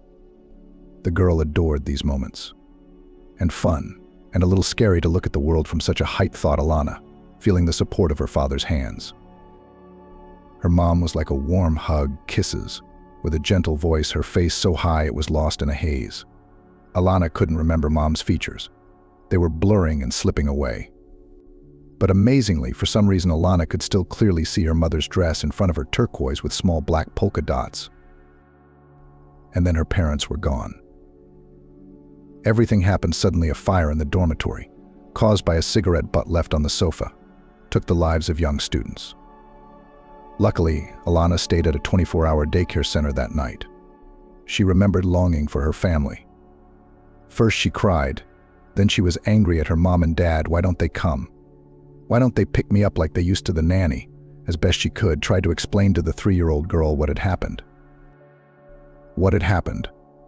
Alana was very small then, but she still remembered her feelings: fear, despair, and for some reason rage.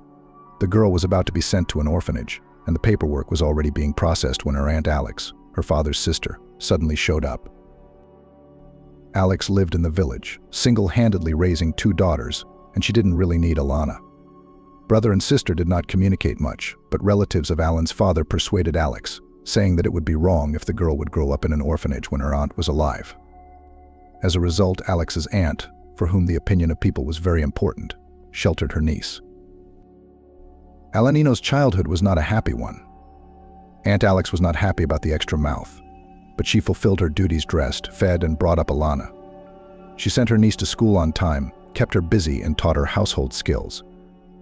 But the aunt's attitude toward her own daughters was different. She looked at them with love and tenderness, bought sweets for them with her last money, and dressed them up in clean dresses. Alanina's wishes were not taken into account. She received old clothes, after her cousins.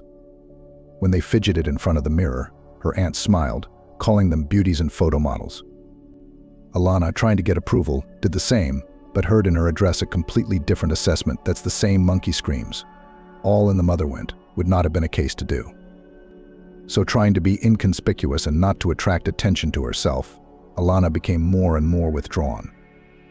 To prove to Alex that she had not taken her niece in vain, and that she could be of use to her, became an urgent task for Alana. From an early age, she realized that no one would love her just for her pretty eyes. Recognition and respect had to be earned. Dreaming of independence, after finishing 9 grades of village school, Alana decided that it was time to act.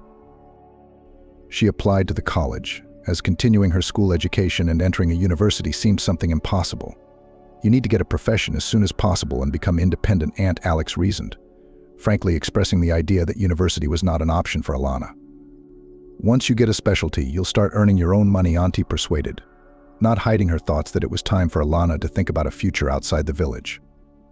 The phrase "you're a hula face" had been said to her, but despite that, Alana felt she had grown up to be a pretty girl.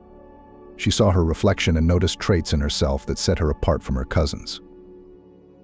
Alana realized more and more how much she resembled her mother, who had also grown up in an orphanage. Alana knew little about her maternal relatives, but she thought that perhaps they would have accepted her differently, better than Aunt Alex. Modest and quiet, Alana did not spend her evenings with boys or go dancing, but she still found admirers in the village. By the age of 16, she was being courted by local boys, which was a surprise to the girl and perhaps proof that she had something special that attracted attention to her. Alana decided that before building a personal life, she wanted to achieve professional independence and feel more confident in her own abilities. She did not seek an early marriage, for she had dreams of a strong family and a loving husband, and she realized that to realize these dreams, she had to become independent first. After high school, Alana went to the city and soon began to live an independent life. She was full of ambition and desire to achieve independence. City life seemed confusing to her at first, but over time Alana adapted to it, rejoicing in her relative independence from her aunt. At the age of 20, Alana proudly received a degree in food technologist, but soon faced the realities of adult life when she realized that without work experience it would be difficult to find a job in her specialty. After graduation, the state support stopped, and the girl had to look for any job to support herself. Alana started looking for work actively, not neglecting even low-skilled jobs, such as a cleaner in the Housing and Utilities Department, because she had to survive somehow. The job was hard and poorly paid, but the offer of a room under the stairs was a lifeline, even though it only provided her with shelter and a minimal means of subsistence. Nevertheless, Alana didn't give up, continuing to look for a better job where she could use her knowledge and get paid accordingly. She went to many interviews, carefully presenting her red diploma to potential employers, but to no avail until one day she was lucky. Alana came to one interview at a beverage company with the hope that she would finally be able to start a career in her profession and prove to herself and everyone around her that she could break the stereotype of a young professional with no experience and succeed. She saw a vacancy in the newspaper and decided to try her luck. Already in the first minutes of the interview, the girl realized that she would not be taken. The employee of the personnel department, it seemed, communicated with Alana for a tick. Maybe she was fulfilling some recruitment plan or creating the appearance of work. I immediately guessed that she wouldn't be hired here as a technologist. And then he entered the office, Kevin, a tall man in jeans and a plain black t-shirt under which I could see strong muscles. You could tell he played some kind of sport or went to a gym. He had a sense of strength and self-confidence. He looked like a Hollywood actor, slightly mocking eyes, white teeth, a smile, charming dimples on his cheeks. The man was about 15 years older than Yana. The girl, without wanting to, looked at him. Then she realized and looked away. It was not enough that he noticed her involuntary admiration. He'd think she was a fool. But Kevin noticed. He winked cheerfully at Alana and turned to the human resources lady. "Who's this young, lovely creature who's applying for the technologist position? But she's not a good fit. She has no experience at all, and her specialty is not the same. It's hard to find a job for young people without experience." The man shook his head, looking at Alana with interest. "It's hard for them. What about the secretary position? I need a new assistant right now. She's young, quick, energetic, and she's got the right looks, which is important for our image.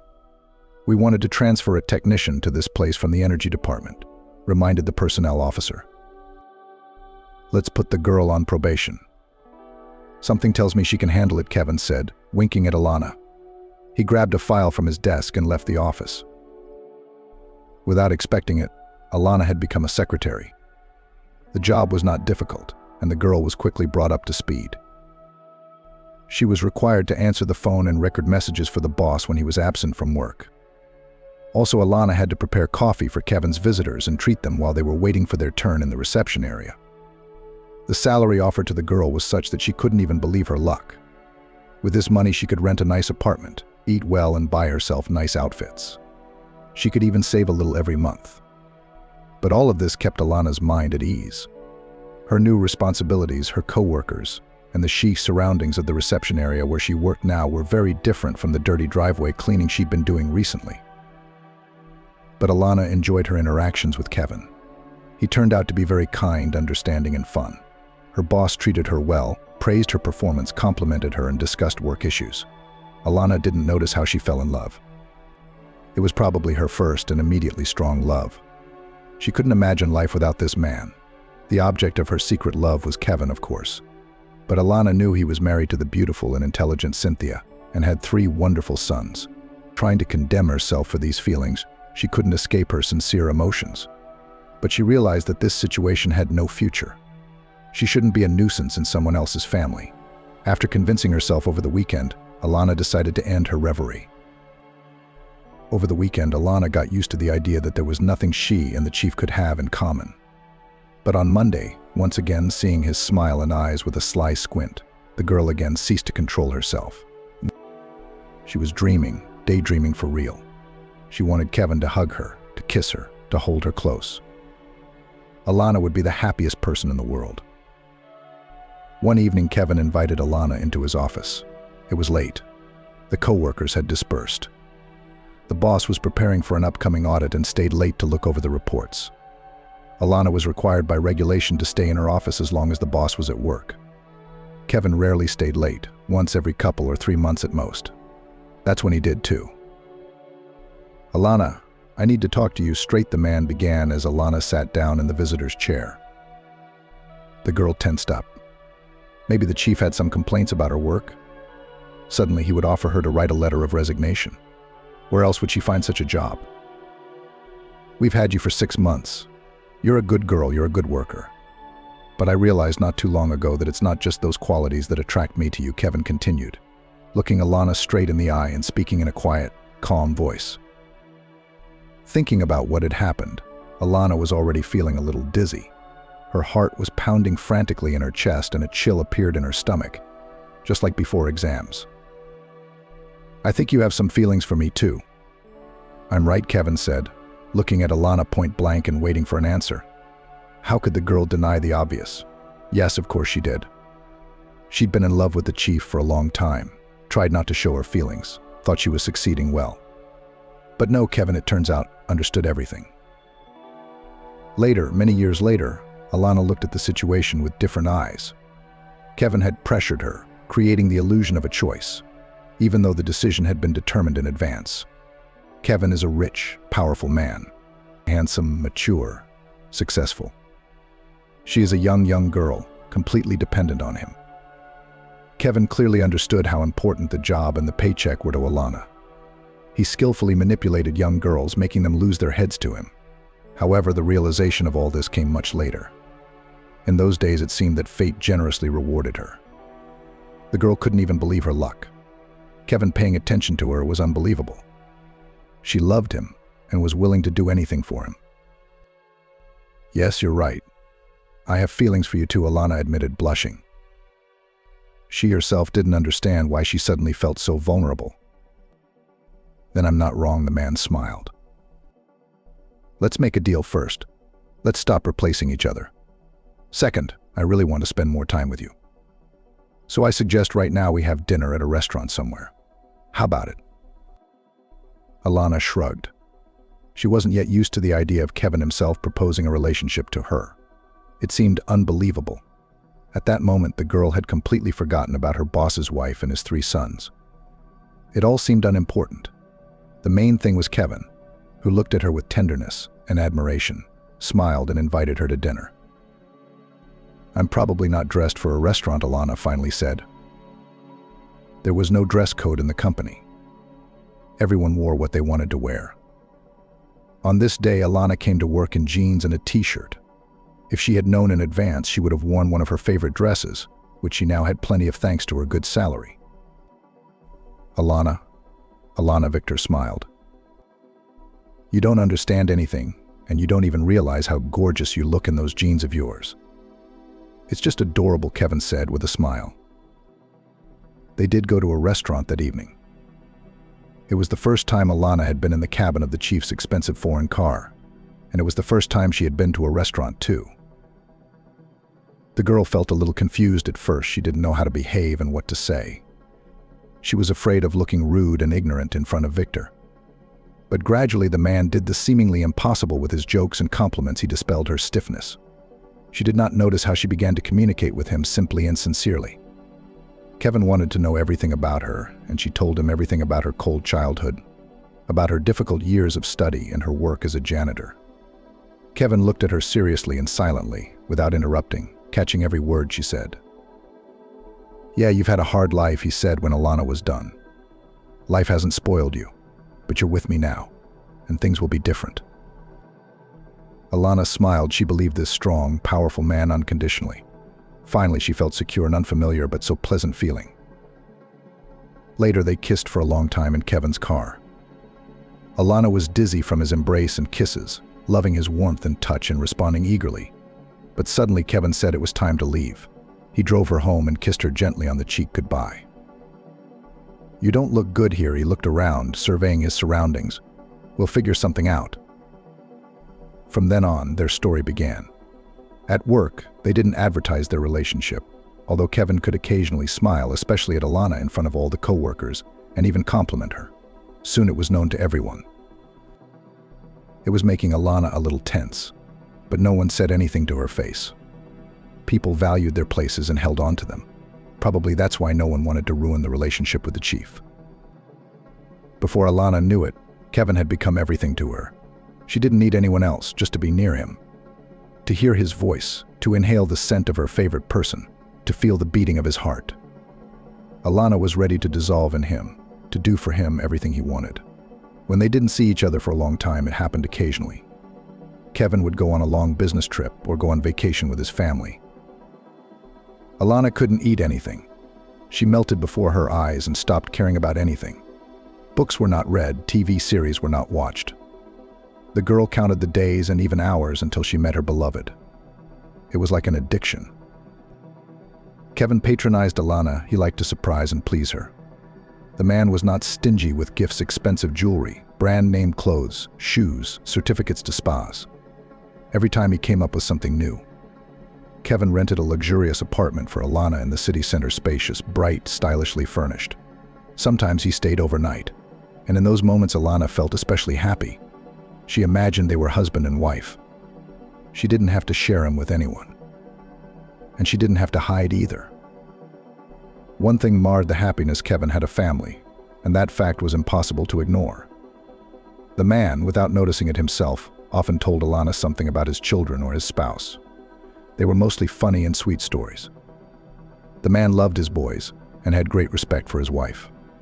Did he love her? Alana couldn't answer that question for herself, and Kevin didn't dare ask. No, they often talked about frank topics, but here Alana was afraid to hear a positive answer.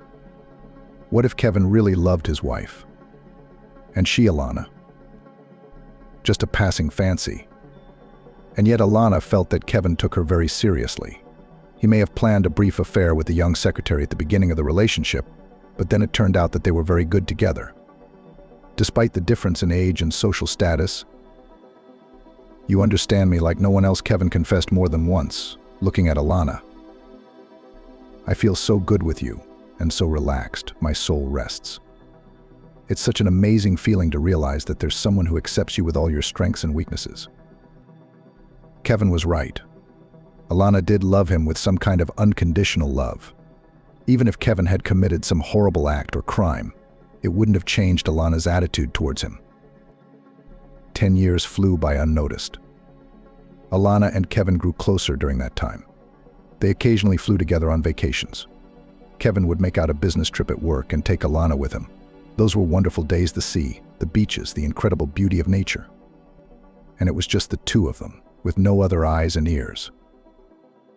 Alana wondered more than once if Kevin knew that her husband had a mistress for a long time. It was unlikely that she was still in the dark. The woman didn't seem naive or stupid. One day, Alana dared to ask Kevin about it. "Don't worry," he smiled, stroking Alana's hair. "She and I have a loose relationship. We don't stress each other with jealousy and control. Cynthia, just like me, is free to do whatever she wants." Alana couldn't understand it. She explained to herself that this relationship between the couple was not a marriage of love, but of convenience. Kevin and Cynthia's parents were big businessmen who had decided to pool their capital and invest it in their children. There wasn't much love between the couple. Alana liked to think so. It was somehow comforting and gave her hope that when Kevin's children grew up and became independent, he could finally divorce his wife to make her, Alana, his lawfully wedded wife. Alana was no longer the young, inexperienced 20-year-old secretary who had agreed to have an affair with her boss. She was well into her 30s. But she was still naive, perhaps even worldly stupid. It seemed to her, though, that sooner or later Kevin would marry her. 2 more years passed, and then one morning Alana realized she couldn't get out of bed. She felt sick, nausea rising to her throat at the slightest movement. At that moment, the woman guessed that a miracle had happened. It looked like she was expecting a baby.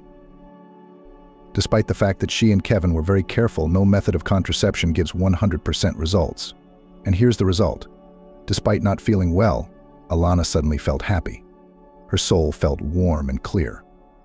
She still got out of bed and got to the pharmacy where she bought the test.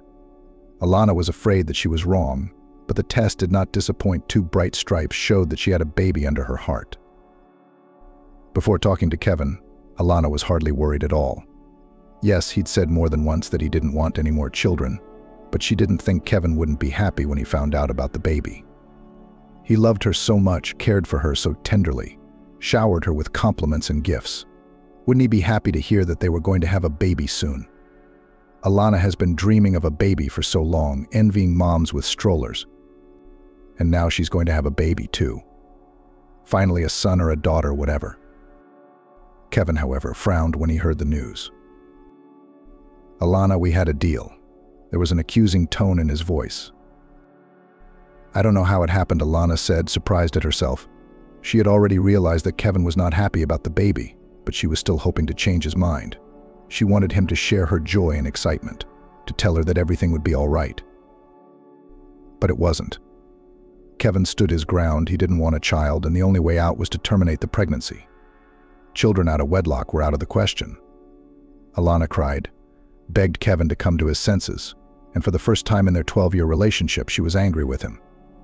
How dare he suggest she get rid of her long-awaited, wanted child?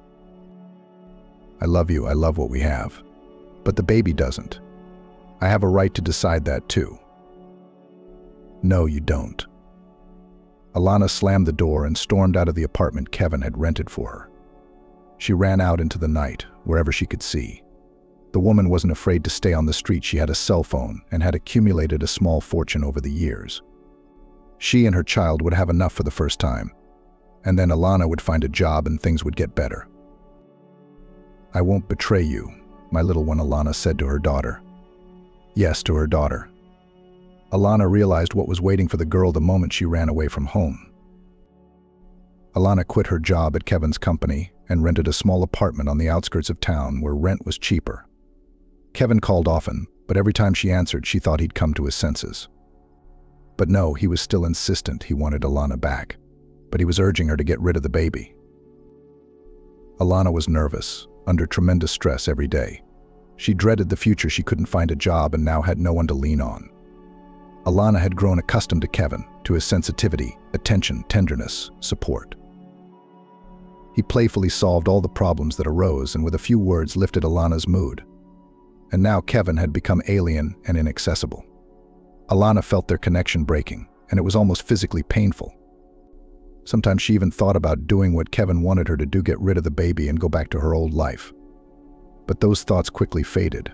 No, Alana would have this baby, give birth to it, and raise it. She could handle it. She had wanted to be a mother for so long. However, despite Alana's best efforts, she was unable to keep the pregnancy going. Worries, constant stress, and nerves, all this together led to a tragic result. Alana curled up right on the street. The pain was such that her eyes went black. She thought she was going to faint. Someone called an ambulance. Alana was taken away from the store, on whose porch she was curled up in pain. The woman was ready to endure any agony as long as her baby was saved. But something told her that nothing would work. There was still hope, but it was very weak and ghostly. In the hospital, on a cold couch, indifferent eyes of doctors, and a voice that said terrible words for Alana clean. There's nothing left to save. Then Alana lay in a room surrounded by other women who were still pregnant. The doctors had saved their babies, and being among themselves, the expectant mothers discussed their babies. Each of them was sure that all threats were over and their babies would be born. Alana, on the other hand, was no longer hopeful. At the first round, the doctor shocked Alana with the news. He told her that she would probably never become a mother again. Your case is complicated. This was about saving your life. You should know that it is unlikely you will be able to have a natural birth. But the doctors added that there are options, as medicine does not stand still. Alana didn't listen. Further, she fell into the abyss of despair and fear. Was her biggest dream not going to come true? Would no one ever call her mom? What was there to live for? Kevin met Alana at the hospital. How did he know what had happened? Alana was surprised, but not really surprised. She didn't feel much at all at that moment. She was going to go to the apartment she'd rented, but Kevin had taken her home, to the place where she'd lived for years, and was happy. "Stop fooling around," Kevin said. "Get back here. We'd already made a mess of things." Alana didn't care. It took her a long time to come back to life. At first she even ate, but only because Kevin forced her to. She wanted nothing more than a couch and a pillow. Alana blamed herself for not keeping the baby safe. Kevin carried some of the blame too. At first she thought it was his fault. But he had tried so hard. Kevin had turned into a sensitive and considerate man again. He cooked her favorite meals for Alana, watched TV shows with her, cared as much as he could. It was very touching. Kevin seemed genuinely sorry for what had happened. I reevaluated the situation and realized that I was being selfish. "I'm sorry, let's start over. This time I'll be more attentive to your wants and needs. The doctors said you were between life and death. It's scary to think that I might have lost you." Gradually, Alana melted away. She accepted the current state of affairs. After all, the world wasn't about children. Many people nowadays consciously choose childlessness. Besides, she had a loving and sensitive man by her side. And Alana decided to stay happy, no matter what. And it worked. Kevin and Alana began to travel more. For the next 2 years, they traveled almost all over the world. They climbed mountains, bobbed on ocean waves, crossed the desert in jeeps. It was thrilling, exciting, and wonderful. The main thing is that Kevin was always there for us, protecting us, supporting us. His children were grown. They didn't need their father, and Cynthia hardly required his presence. Kevin spent more time with Alana, and she was delighted. But as time went on, things began to change. At first it was subtle, but then it became more and more noticeable. Kevin was suddenly incredibly busy, always working late, traveling for business, and when he was with Alana, he was in his own thoughts. He didn't compliment her anymore. He didn't ask her about the past day or share the events of his life. Alana panicked. She was used to having Kevin around, and it seemed to her that it would always be that way. They had been through so much together, but now something strange and frightening was happening. Kevin was clearly drifting away, and the process was gaining momentum. Alana hesitated to talk about it. She was no longer a naive girl, but her insecurities remained. Outwardly, Alana looked like a successful and contented woman, but it was only an appearance. She was afraid to hear honest answers to her questions, which could redefine her life. That's why she kept quiet. Kevin himself had once dared to have a serious conversation. That evening was forever etched in Alana's memory. Kevin arrived late when she was about to go to bed. Alana was glad because she missed him very much. She missed the companionship, the jokes, and even the funny jabs. Maybe it wasn't all that bad if Kevin was here. Maybe Alana was just getting herself worked up. "Alana, this may be hard to accept right off the bat, but we need to break up." Alana felt like she'd been hit over the head. She fluttered her eyelashes and turned pale, and Kevin hastily pulled up a chair for her, afraid she would faint. Then the man talked at length about how happy he'd been with Alana for nearly a decade and a half, describing her virtues and assuring her that she had more to come. He explained that the relationship had simply exhausted itself. There was no longer that spark, passion, emotion. "The same thing is happening to you." "I can see it," Kevin said, but Alana thought he was wrong. It was incomprehensible to her. Kevin probably thought it was easier to believe that Alana's feelings had cooled too. Kevin talked a lot and persuasively, as he always did.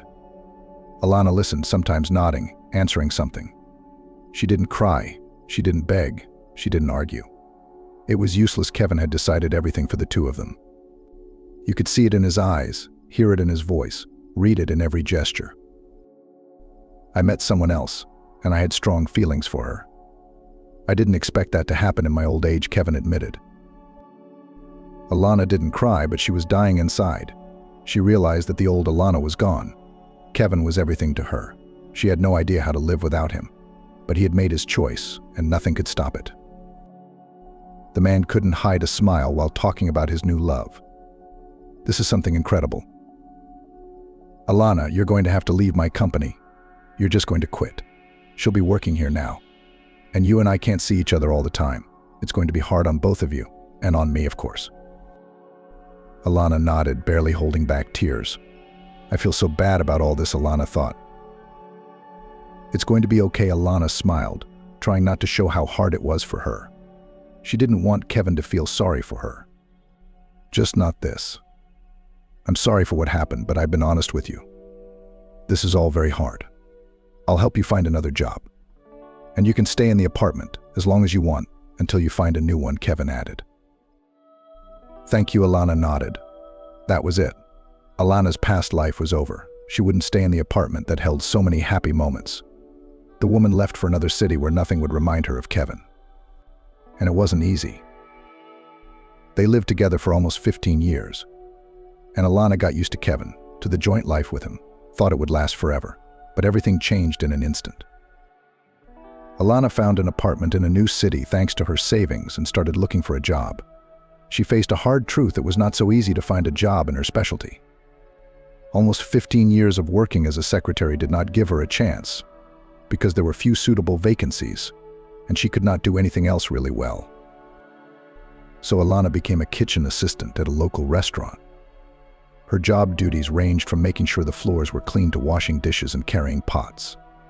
She did whatever was asked of her. Alana was always ready to work. The work was hard, and at the end of the day, her back ached and her legs rang. The pay wasn't great, but it was enough to rent a small apartment. And of course, there was a nice bonus of taking home leftovers at the end of the day. For Yana, with her limited budget, this was really valuable. Did she miss her former life, a comfortable apartment, traveling, shopping in expensive stores? Probably not. Of course she was sad, but not for the lost prosperity that Kevin had provided. She missed Kevin himself, despite the way things had ended. Alana still loved him so much that even the thought of other men seemed impossible to her. Her friends advised her to get on with her personal life, but her heart wouldn't listen. Sometimes Alana imagined that something would happen to Kevin, that he would lose everything: money, business, house. Naturally, his new girlfriend would immediately leave him. Alana believed she was only with him for the money. As for Kevin's wife, Cynthia, she apparently didn't care about his adventures. Alana, unlike her, would forgive Victor anything and gladly take him back. But those were just fantasies, she was well aware of that. Time passed, and Alana's mental wounds healed, turning into scars. She lived alone, almost reaching her 40s, without children, without a husband, without a profession to be proud of. The absence of a loved one to care for, and who would care for her, was hard on Alana. The loneliness frightened her. Could she fall in love with someone else? There were no suitable candidates in her surroundings. After everything with Kevin, Alana realized that true love existed, and she could no longer settle for anything less. Alana couldn't bring herself to get over the separation. There were new joys in her life books. She became a frequent visitor to the local library. Alana absorbed the works, got acquainted with the inner world of the classics, and through the prism of events in their novels and stories, she rethought her fate. In her school years, Alana did not pay much attention to literature. All these works seemed boring to her, and she did not understand half of the words. However, apparently now it was the right moment for reading. In addition, Alana had a cat, Naomi, who turned out to be a very intelligent and affectionate animal. When Alana came home sad, Naomi would start rubbing against her legs, as if trying to comfort her. And when the mistress felt tired, the cat became inaudible and unnoticeable. One cold fall evening, Alana prepared a delicious dinner for Naomi from leftover red fish and beef scraps. She took something from the table for herself, too. I wondered how much food was left over after working in the kitchen. It turned out to be a decent savings on food. Alana buttoned her jacket up to her chin and pulled her hat over her ears. She didn't feel like going outside. The wind was making the windows shake, and it looked like it was going to rain. But staying at work overnight wasn't an option. Naomi, her favorite book, and the soft couch were waiting for her at home. It was cozy and warm, though very lonely. It wasn't that far to walk, only a couple of blocks. Alana had chosen an apartment near the restaurant, saving not only on food but also on transportation. It was already dark outside. The evening was almost pitch black. It felt like winter was approaching. Soon the snow would fall, and the streets would become bright and colorful, and the New Year mood would appear. But so far it was dirty and slushy, uncomfortable. In such weather I wanted to be home sooner. The streets were deserted. No wonder, because the cold, nasty rain had started. The icy wind burned my cheeks. As she passed the playground, which in the darkness looked like the set of a horror movie, Alana hurried home. When she heard that voice, a weak, trembling voice that sounded desperate, "Help, please. I'm hungry," Alana stopped. It was very unexpected to hear a voice clearly belonging to a small child on the street in this weather. There were no adults around, and Alana didn't see the owner of the thin voice either. "Can you help?" a girl came out of the cabin of the wooden-colored ship that stood proudly in the playground. A little girl altogether. She looked no more than 5 years old, huge, frightened brown eyes, plump lips, beautifully arched eyebrows. Tangled strands of brown hair were poking out from under a stretched cap. The girl was wearing a gray boy's jacket, which was 2 sizes too big for her. On her feet she wore sneakers that were worn almost to the ground. All indications were that she came from a poor family. If she had a family at all, she probably should. Children don't happen by themselves or grow up in an orphanage, or close adults raise them. The girl looked at Alana studyingly, as if trying to figure out whether she was friend or foe. What are you doing here?" Alana finally said. "Sitting, walking down the street." Suddenly it started raining and the wind picked up, so I hid here. Where are your parents?" "My mom died and my dad disappeared somewhere. First we took a long train ride with him. The train was great, it was warm, the bed was clean, there was plenty of food. We were going to Grandma's, that's what Dad said. And then we got off the train. Daddy told him to wait for him and left. So I went to look for him. Only he was nowhere to be found." "Why did you leave? Daddy must have come back for you, but he didn't find you. Now he's worried, running around looking for his daughter." I waited a long time. The little girl shook her head. "We got here this morning. I had already left the station at night when it got dark." That did seem strange. Alana could understand if the man had left his daughter for a few minutes to, I don't know, go to the bathroom or drop off things at the luggage room. But according to the girl, she waited for her parent all day. "He left me." I guess the little girl sighed. "Daddy doesn't love me. It's Mom loved, but she died already. And Daddy, I heard him tell a friend of his that I was a burden to him." "So what are we going to do with you now?" Alana didn't know what to do.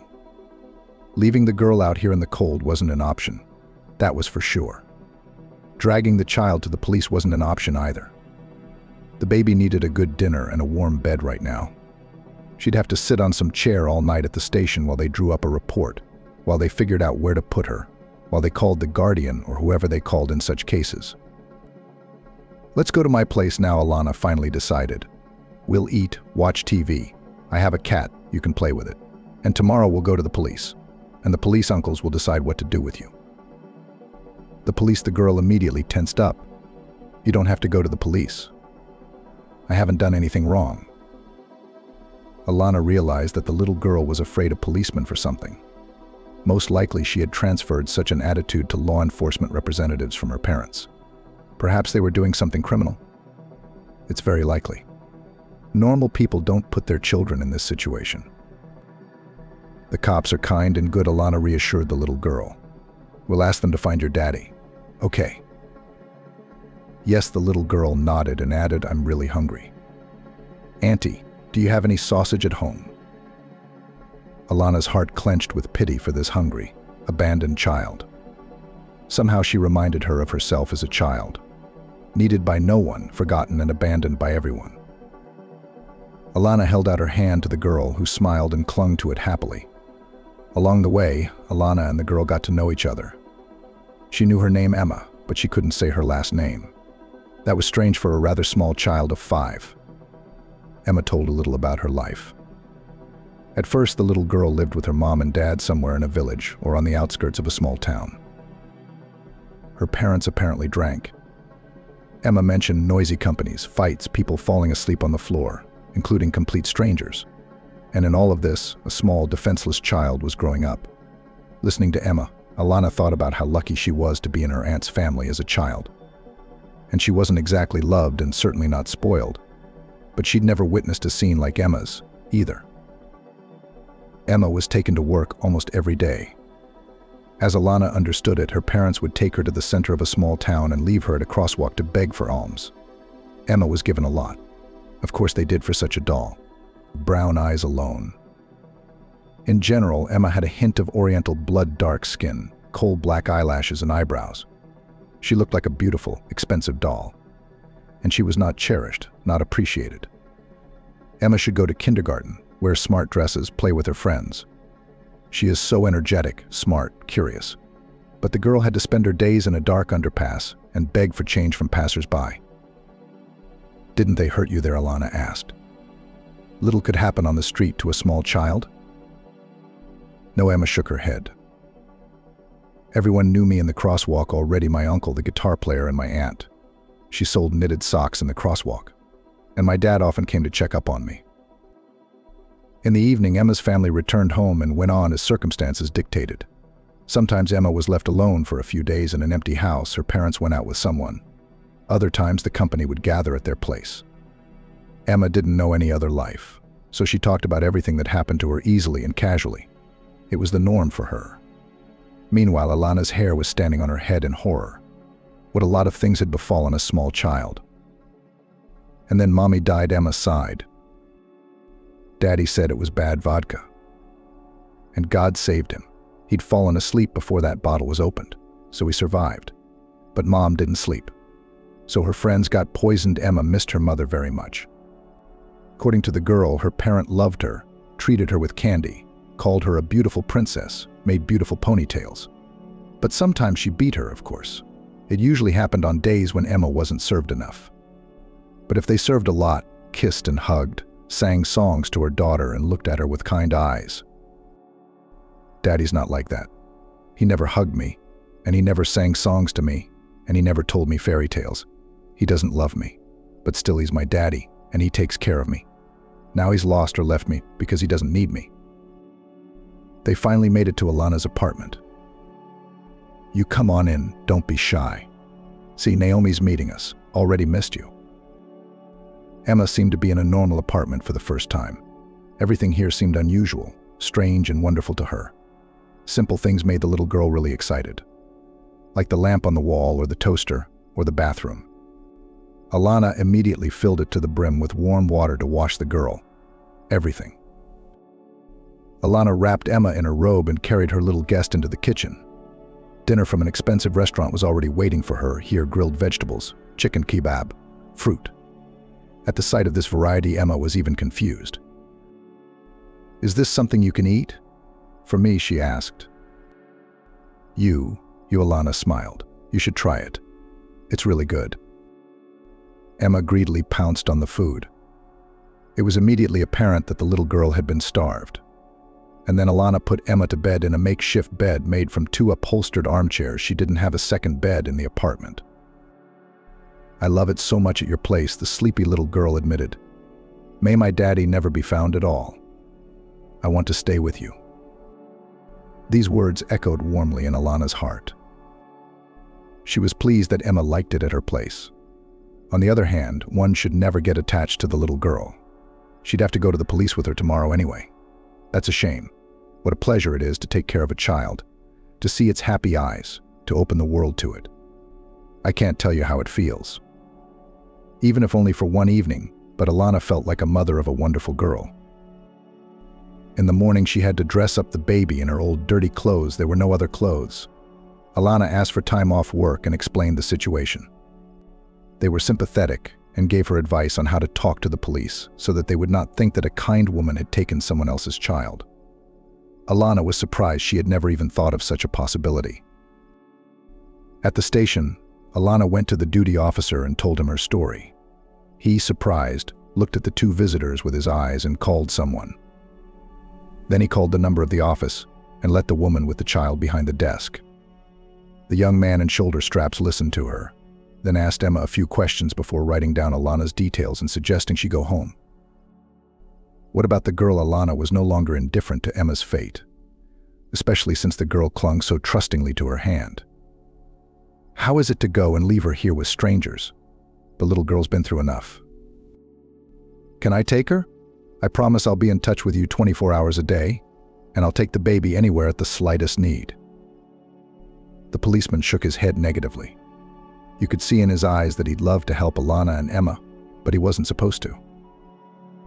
I want to take her away. The words came out of Alana's mouth before she could think. To adopt her. If her parents can't be found, I'll take custody of the child, temporary, permanent, whatever, just so long as she's with me. Are you sure? The policeman looked at Alana in surprise. More than sure. I don't want her in an orphanage or hospital. Let her go through all the necessary procedures at my place. I'll sign everything that needs to be signed. Certificates will be provided. We'll keep that in mind. The policeman nodded and made some notes on the report. But Emma still had to spend about a month with strangers. First, she was admitted to the hospital in what was called the quarantine block. There, the girl was examined from top to bottom. It turned out that her health was excellent. Then Emma went to the orphanage. Alana visited the little girl almost every day. When Emma saw her, she would rush to her and hug her tightly. It was such a sweet moment. Alana always brought her some sweets or interesting toys. It was a joy to see the child's eyes light up with joy. All this time, Alana was preparing the documents for the adoption of the girl, collecting the necessary certificates, visiting the school of foster parents. She could not imagine that Emma would live with someone else. And the girl herself was drawn to Alana with all her soul. It's a pity that a 5-year-old's opinion won't be taken into account in court. If only she were 10. The search for Emma's father was not progressing. The orientation letters, interviews with possible witnesses, posters on the poles, and TV stories did not give any results. Emma's parents seemed to have fallen through the cracks. Alana was inclined to think that the little girl was right. The father had really abandoned his daughter, just left her at the train station in a strange city. A great plan if you want to never be found. Alana's adoption was going to be a problem. Single woman, no place of her own, low paycheck. Everything was looking up for Emma to be sent to an orphanage. Angry children, angry teachers of state rank. Alana could not imagine Emma, tender little Emma, in such conditions. Sure, the little girl had been through a lot in her 5 years, but she still had parents who took care of her as best they could. Yes, Alana realized that no one would really appreciate and love the girl in the orphanage. Her colleagues advised her to hire a lawyer specializing in such cases. The services of a professional cost a lot, but Alana even sold old jewelry, once given by Kevin, to pay for the work of a lawyer. The lawyer had to work hard, but in the end Alana received the court's opinion on Emma's adoption. For her, it was like a mountain had fallen from her shoulders. Now she and Emma would be together, and the girl would not end up in an orphanage. Alana immediately went to the orphanage to take Emma home. The girl even cried from joy, hugging Alana and saying that she would never come back here again. At home, Alana prepared everything for the arrival of the little girl: a new bed with linens, a closet with beautiful dresses, a desk. She fulfilled all the requirements of the guardianship authorities, creating a cozy and comfortable corner for Emma. And it gave Alana great joy to take care of the child, to choose toys and books for him. Alana's new life began.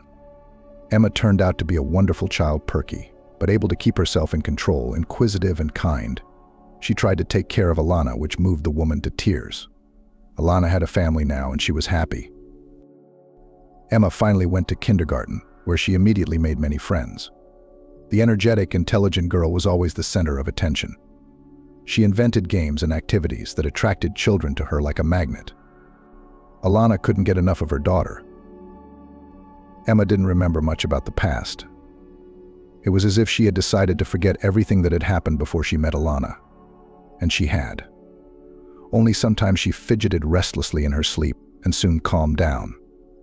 Probably all the same, in the subconscious remained some not too pleasant memories of life with her parents. But in the morning the girl could not say what she had dreamed. Alana was very careful to ask her about it, but she just shook her head. In due time, Emma went to school. And then it turned out that the girl has a great ability to do math. While others were solving simple examples, she, having coped with the obligatory part of the tasks, was studying Olympiad tasks for children a couple of grades older than herself. The teacher immediately recognized the talent of the little pupil and tried to develop it in every possible way. In middle school, Emma became interested in computer science and programming. Alana looked at her daughter and could not help but wonder how all these complex formulas and algorithms fit into the head of a 13-year-old. The woman herself was panicked by the sight of code, but Emma, with the keen look of a drummer, fingers on the keys, solved one complex problem after another. Emma became a prize winner of local and regional Olympiads more than once. Teachers believed that the girl had a great future. Alana was in solidarity with them. She was proud of her daughter and loved her very much. She was also worried about her daughter. Like any mother, this feeling was a bonus to the happiness of motherhood. There was no other way around it. Alana wondered how such a child could come from a family of marginalized people. These people abused booze, did not care about their daughter, did not engage in her development. The girl from an early age begged for alms in the underpass. Where did she get such abilities? It seemed strange to the woman. But there was no time to think about Emma's fate. Alana had to work even harder now. She wanted to dress Emma in beautiful, fashionable clothes, feed her daughter delicious and healthy food. She needed money for all that. So Alana did the best she could. It was hard to be alone, but the woman did not regret anything. On the contrary, she considered herself lucky. Fate had given her such a magnificent gift. It was an ordinary fall evening. Emma was already asleep with her hand under her cheek, just like when she was a child. Wow, how fast children grow up, Alana thought. 8 years had flown by. Emma had grown from a touching little girl into a beautiful young woman. Huge brown eyes, long shiny hair the color of melted chocolate. Slender, tall, dark-skinned. The admixture of Oriental blood gave the girl's appearance a special flavor. A beauty, and what a clever girl. Yes, nature had not been stingy, generously endowing Emma with everything at once. Alana smiled and returned to the laptop screen. The woman was trying to find the TV series she'd been told about at work. The search engine, as usual, produced a lot of unnecessary stuff. Alana was about to close the page, but then her eyes caught on a picture. The woman looked at it and could not believe her eyes. A teenage girl, slender, with long brown hair and a dazzling smile, posed in a bright pink swimsuit on the ocean. The wind ruffled the young beauty's hair. Behind her, the waves splashed and it was Emma. The same facial features, the same smile, even the proportions of her figure were the same. But how is that possible? Her girl had never been to the sea. There's the ocean, white sand, palm trees. The longer she looked at this girl, the more she was surprised. The teenager didn't just look like her daughter. This was Emma. I could even see the mole on her thigh. Emma had one just like it, she thought. Alana pulled away from the screen and took a few deep breaths. This couldn't be a coincidence. Gathering her wits, Alana clicked on the photo. It opened the social network of one Nikita Gortsev. Apparently the girl was his daughter. On the page of this stranger there were more photos. Some of them had Sonia, so the name of the young beauty, posing against the ocean. Alana wasn't good at Russian, but she could understand it from the captions on the pictures. The family lived in a large and beautiful house, traveling. Father, mother, and daughter Sonia were a happy family. Sonia, who looked uncannily like Emma, attracted attention with her exotic beauty. The mixture of blood had a spectacular result. Alana could not take her eyes off Sonia, because the girl was an exact copy of Emma. Sonia's father apparently worked in the field of technology, as evidenced by the photos on his page. Interestingly, Emma also had a knack for programming. Alana made up her mind. She sent Nikita a letter in English without translating it through translators, attaching a few photos of Emma. In the letter, she told her girl's story. It could have all been a coincidence, but something told Alana that such coincidences simply do not happen. Nikita replied right away. He thanked Alana and asked her to stay in touch. He wrote that he couldn't tell her everything yet, but he wanted to meet her and was even ready to come to America for that. He was going to do it as soon as possible. Alana answered him and turned off her computer. What had just happened? Why did she immediately, without thinking about the consequences, wrote Nikita this letter? What would happen now? Alana's heart clenched with icy anxiety. She wanted to rewind time and not send a stranger from the internet that letter. But Alana had always acted in her daughter's best interests, believing that every decision she made would only benefit Emma. And this time Alana did the same, guided by her concern for Emma's future. The adoptive mother tried to give her daughter everything she could, but there was often not enough money for participation in competitions and tournaments, for traveling and new impressions. The possibility that a wealthy programmer from Moscow, who seemed to have some connection with the fate of Emma, could take part in the girl's life seemed unlikely, but so necessary. In the morning, after a restless night, Alana told Emma everything. The girl stared in wonder at the open social media pages, taking in the unknown details that seemed strangely familiar. I think I remember these places. Or rather, not like that.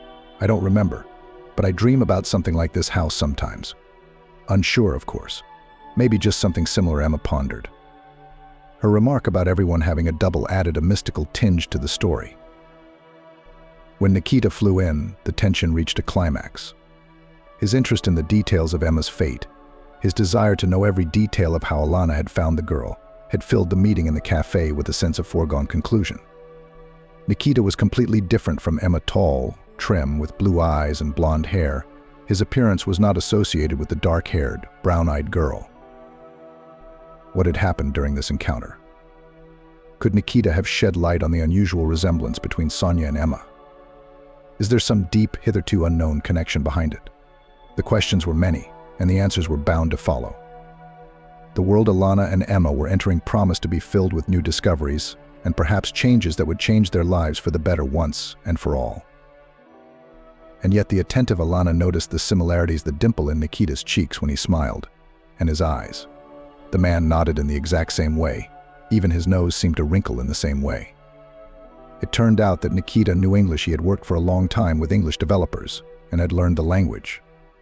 Of course, the man confused words and cases and spoke with a strong accent, but Alana understood him perfectly. "This is just an incredible story," Nikita pronounced as they settled at a corner table. "I couldn't believe my eyes at first when I saw your daughter's picture. What a blessing that you wrote to me." Alana nodded. She wasn't sure she had done the right thing. It seemed to her that her life was taking another turn. Things were about to change abruptly again, and not for the better. She felt like she might lose Emma. The feeling was strong, and of course she already guessed that Emma was no stranger to this man. Nikita made a pleasant impression. He was handsome, polite, energetic, and very friendly. Alana almost physically felt the warmth emanating from him. There was nothing repulsive or suspicious about him to fear or antipathy. And then he told his story.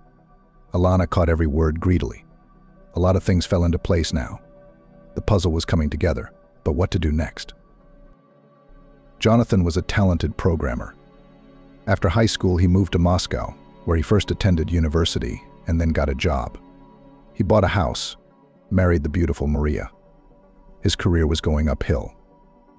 The young, talented programmer was entrusted with complex projects, and one day he got into a team that cooperated with developers from America. They all worked together on a grandiose international project. In his personal life, Nikita also had everything going as well as possible. The young family was born at once 2 twin girls. Nikita and his wife Maria were happy, healthy, beautiful daughters, financial prosperity, love and mutual understanding between spouses. What more could one wish for? When little girls Sonia and Kira were 2 years old, Nikita was sent on a business trip to California. It was necessary to solve several work issues, a matter of a few hours a day. The man still had a lot of time left to get acquainted with this beautiful city. "So I made the huge mistake of asking Maria and the girls to come with me," he recalls. "That trip was supposed to be an exciting journey, but it turned out to be a real nightmare for our family. At first, everything was going just fine. Nikita would drive 2 or 3 hours to the office in the morning and then spend the entire day with his family walking around California. They visited the zoo and gallery together, walked around the center. True, having 2 young children meant more than just doting, joy and happiness.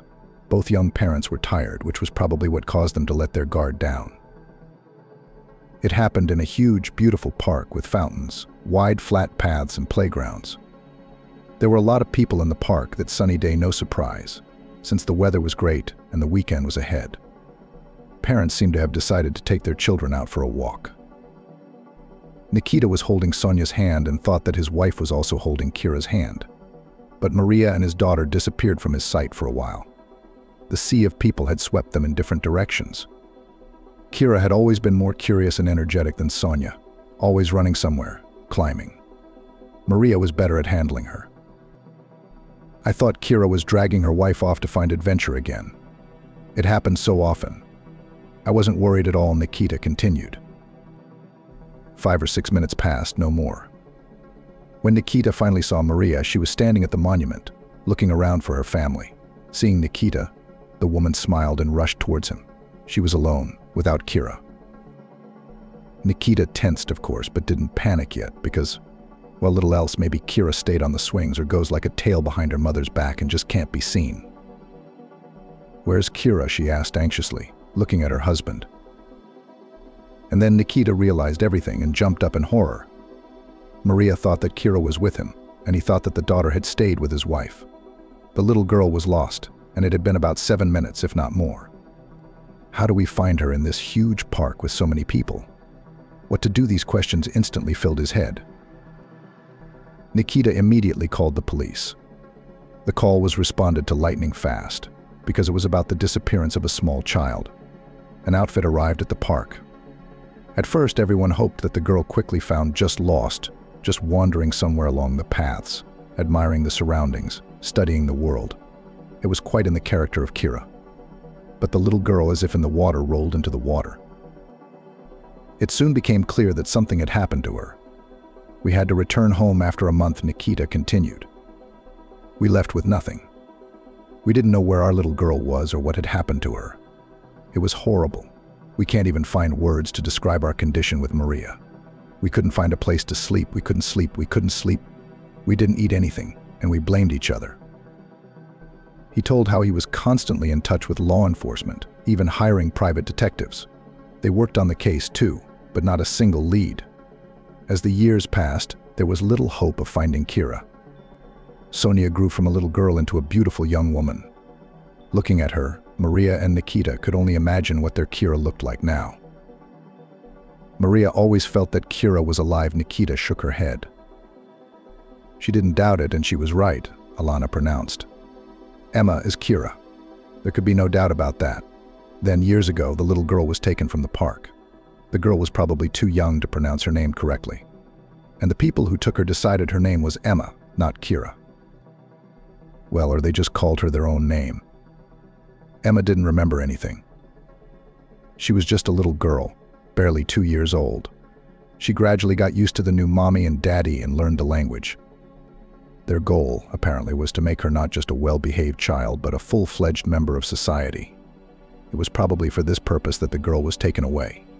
But then something went wrong. Emma's mother died, and the father, perhaps having found another way to earn money, realized that the girl no longer interested him. So he brought her to the train station, far from the city, where he left her mercilessly. Then Emma was found by Alana. All this time in Moscow, the girl's real parents found no place for themselves. They, of course, had to learn to live with this loss, but I know I could not. I didn't even want to imagine what Maria and Nikita had endured, to know nothing about the fate of their own child. Yeah, it would drive you crazy, Alana thought. Especially they may have been saved by the fact that they still had another daughter, Sonia. She was the one they were holding on to. And then I get this letter from you, Alana. And I see a picture of Emma. I'm sure your Emma is Kira. I haven't told my wife anything yet. I need to check it out first, do a DNA test to be sure. If there is a mistake, Maria is unlikely to stand for it. Nikita continued. There was no mistake, of course. The analysis confirmed Emma and Nikita's parentage. I honestly told everything to my daughter. The woman was naturally worried. Everyone realized that now that Emma's birth family had been found, Alana would be alone again.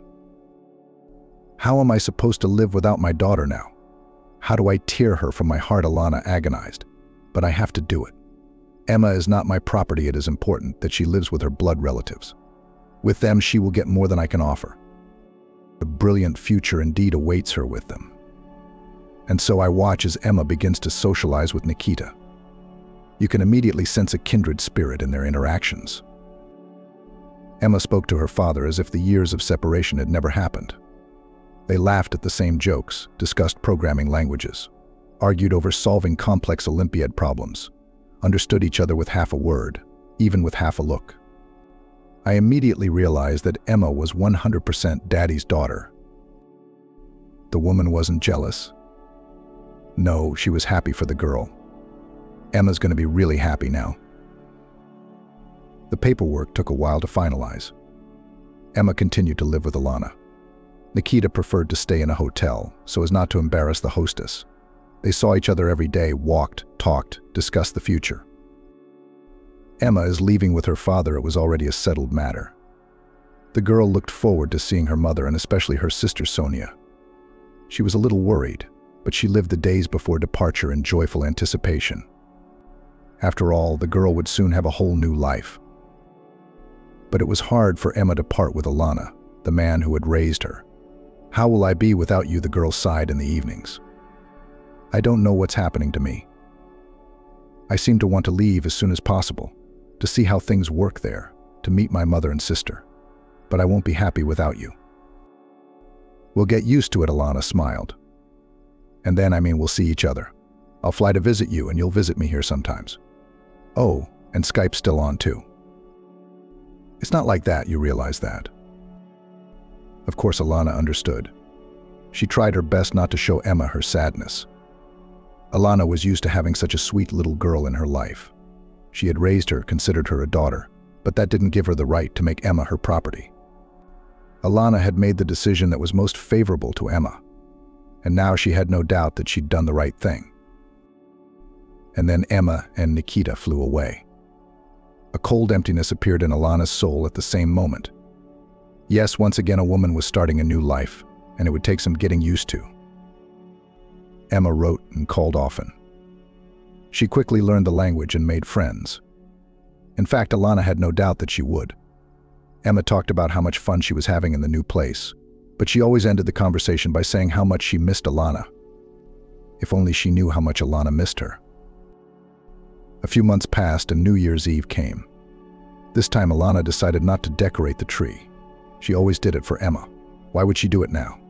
Alana was spending the holiday alone. She'd been invited to a party, but she declined. She wasn't in the mood right now. She wanted peace, quiet, comfort. She wanted to sit quietly, watch the New Year's program on TV and think about her own thoughts. Just at that moment, there was a signal that someone wanted to chat with Alana on Skype. The woman smiled. It was Emma, of course. There was no one else. Indeed, a smiling, sweet face appeared on the screen. Emma's eyes were shining, as always. Sonia loomed over her shoulder. Alana still couldn't get used to the fact that the sisters looked so much alike. They had become inseparable since their reunion. Emma wished Alana a happy new year, wished her happiness and good luck, told her again that she missed her, and then said that Nikita wanted to talk to her. Alana wasn't surprised. She often talked to both him and Maria. They told her about how things were going with Emma and constantly thanked her for saving their baby girl. Nikita probably wants to wish her a happy new year. There's nothing special about it. But from Nikita's face, Alana somehow immediately guessed that her life was kind of ready to take another sharp turn. The man looked too serious and determined. The woman's stomach even churned with an incomprehensible premonition. Nikita actually wished her a happy new year. And then, "Kira misses you very much." "Very much," he said, looking into Alana's eyes. "She has everything to be happy, but she's still not completely happy.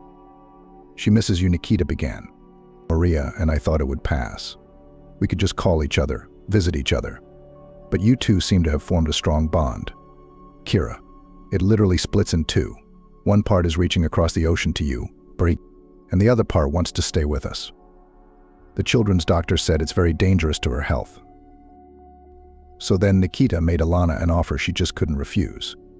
It turns out that not far from them sold a few years ago a small house with a plot of land. And Nikita bought it, counting on the fact that Sonia, having lost one of their daughters, will stay to live with them, even after becoming an adult. So we bought this house, where, according to our plan, adult Sonia was to live with her husband and children. But Sonia and Kira are still just kids. Besides, they both already said they're not going to live in our neighborhood. They both have grandiose plans to conquer the world, and our cozy neighborhood is too crowded for them, you see. Anyway, the house was idle. We're asking you to move in. Nikita finished. Alana looked at Nikita in silence. She didn't even know what to say. His words were too good to be true. Is she really going to live next to Emma? Yes, she'll have to get used to everything new, learn the language. But that doesn't matter. If Alana gets a chance to talk to her girl every day. There are jobs for you here. A lot of families need a nanny. You have experience. Besides, there are a lot of restaurants here that are always in need of kitchen helpers. Kira said you're the one for the job. Nikita continued. So are you going to take it? There's nothing keeping you in your town, and this way you'll be close to Kira. The girl is very attracted to you. She needs you, and we need you. Marie and I also want to do something good for the man who saved our daughter. We're one family. Now the house sits idle for nothing anyway. You'll take care of it too, so you'll help us a lot. So what do you think of my offer? Nikita looked at Alana hopefully and waited for an answer. She probably should have said that she needed to think about it, to weigh the pros and cons. But why? After all, the decision had already taken shape in her head. This was just great news. Of course I agree, Alana said without a shadow of a doubt. Her answer was full of determination and joy. The prospect of living near Emma and becoming even closer to the family that had welcomed her so warmly seemed like a marvelous opportunity. It wasn't just an offer to move in, it was a chance to start a new life where she would not only take care of the house, but also help with Emma's upbringing, support her, and be there to experience all the important moments of her life. Nikita smiled back, feeling relieved and happy about her decision. That's wonderful, Alana. We're so excited to have you become a part of our life here on a permanent basis. Kira will be thrilled. It was a new beginning for Alana, full of promise and opportunity. A new page in her life was opening before her, filled with family warmth, new challenges, and most importantly, the happiness of being close to those she loves.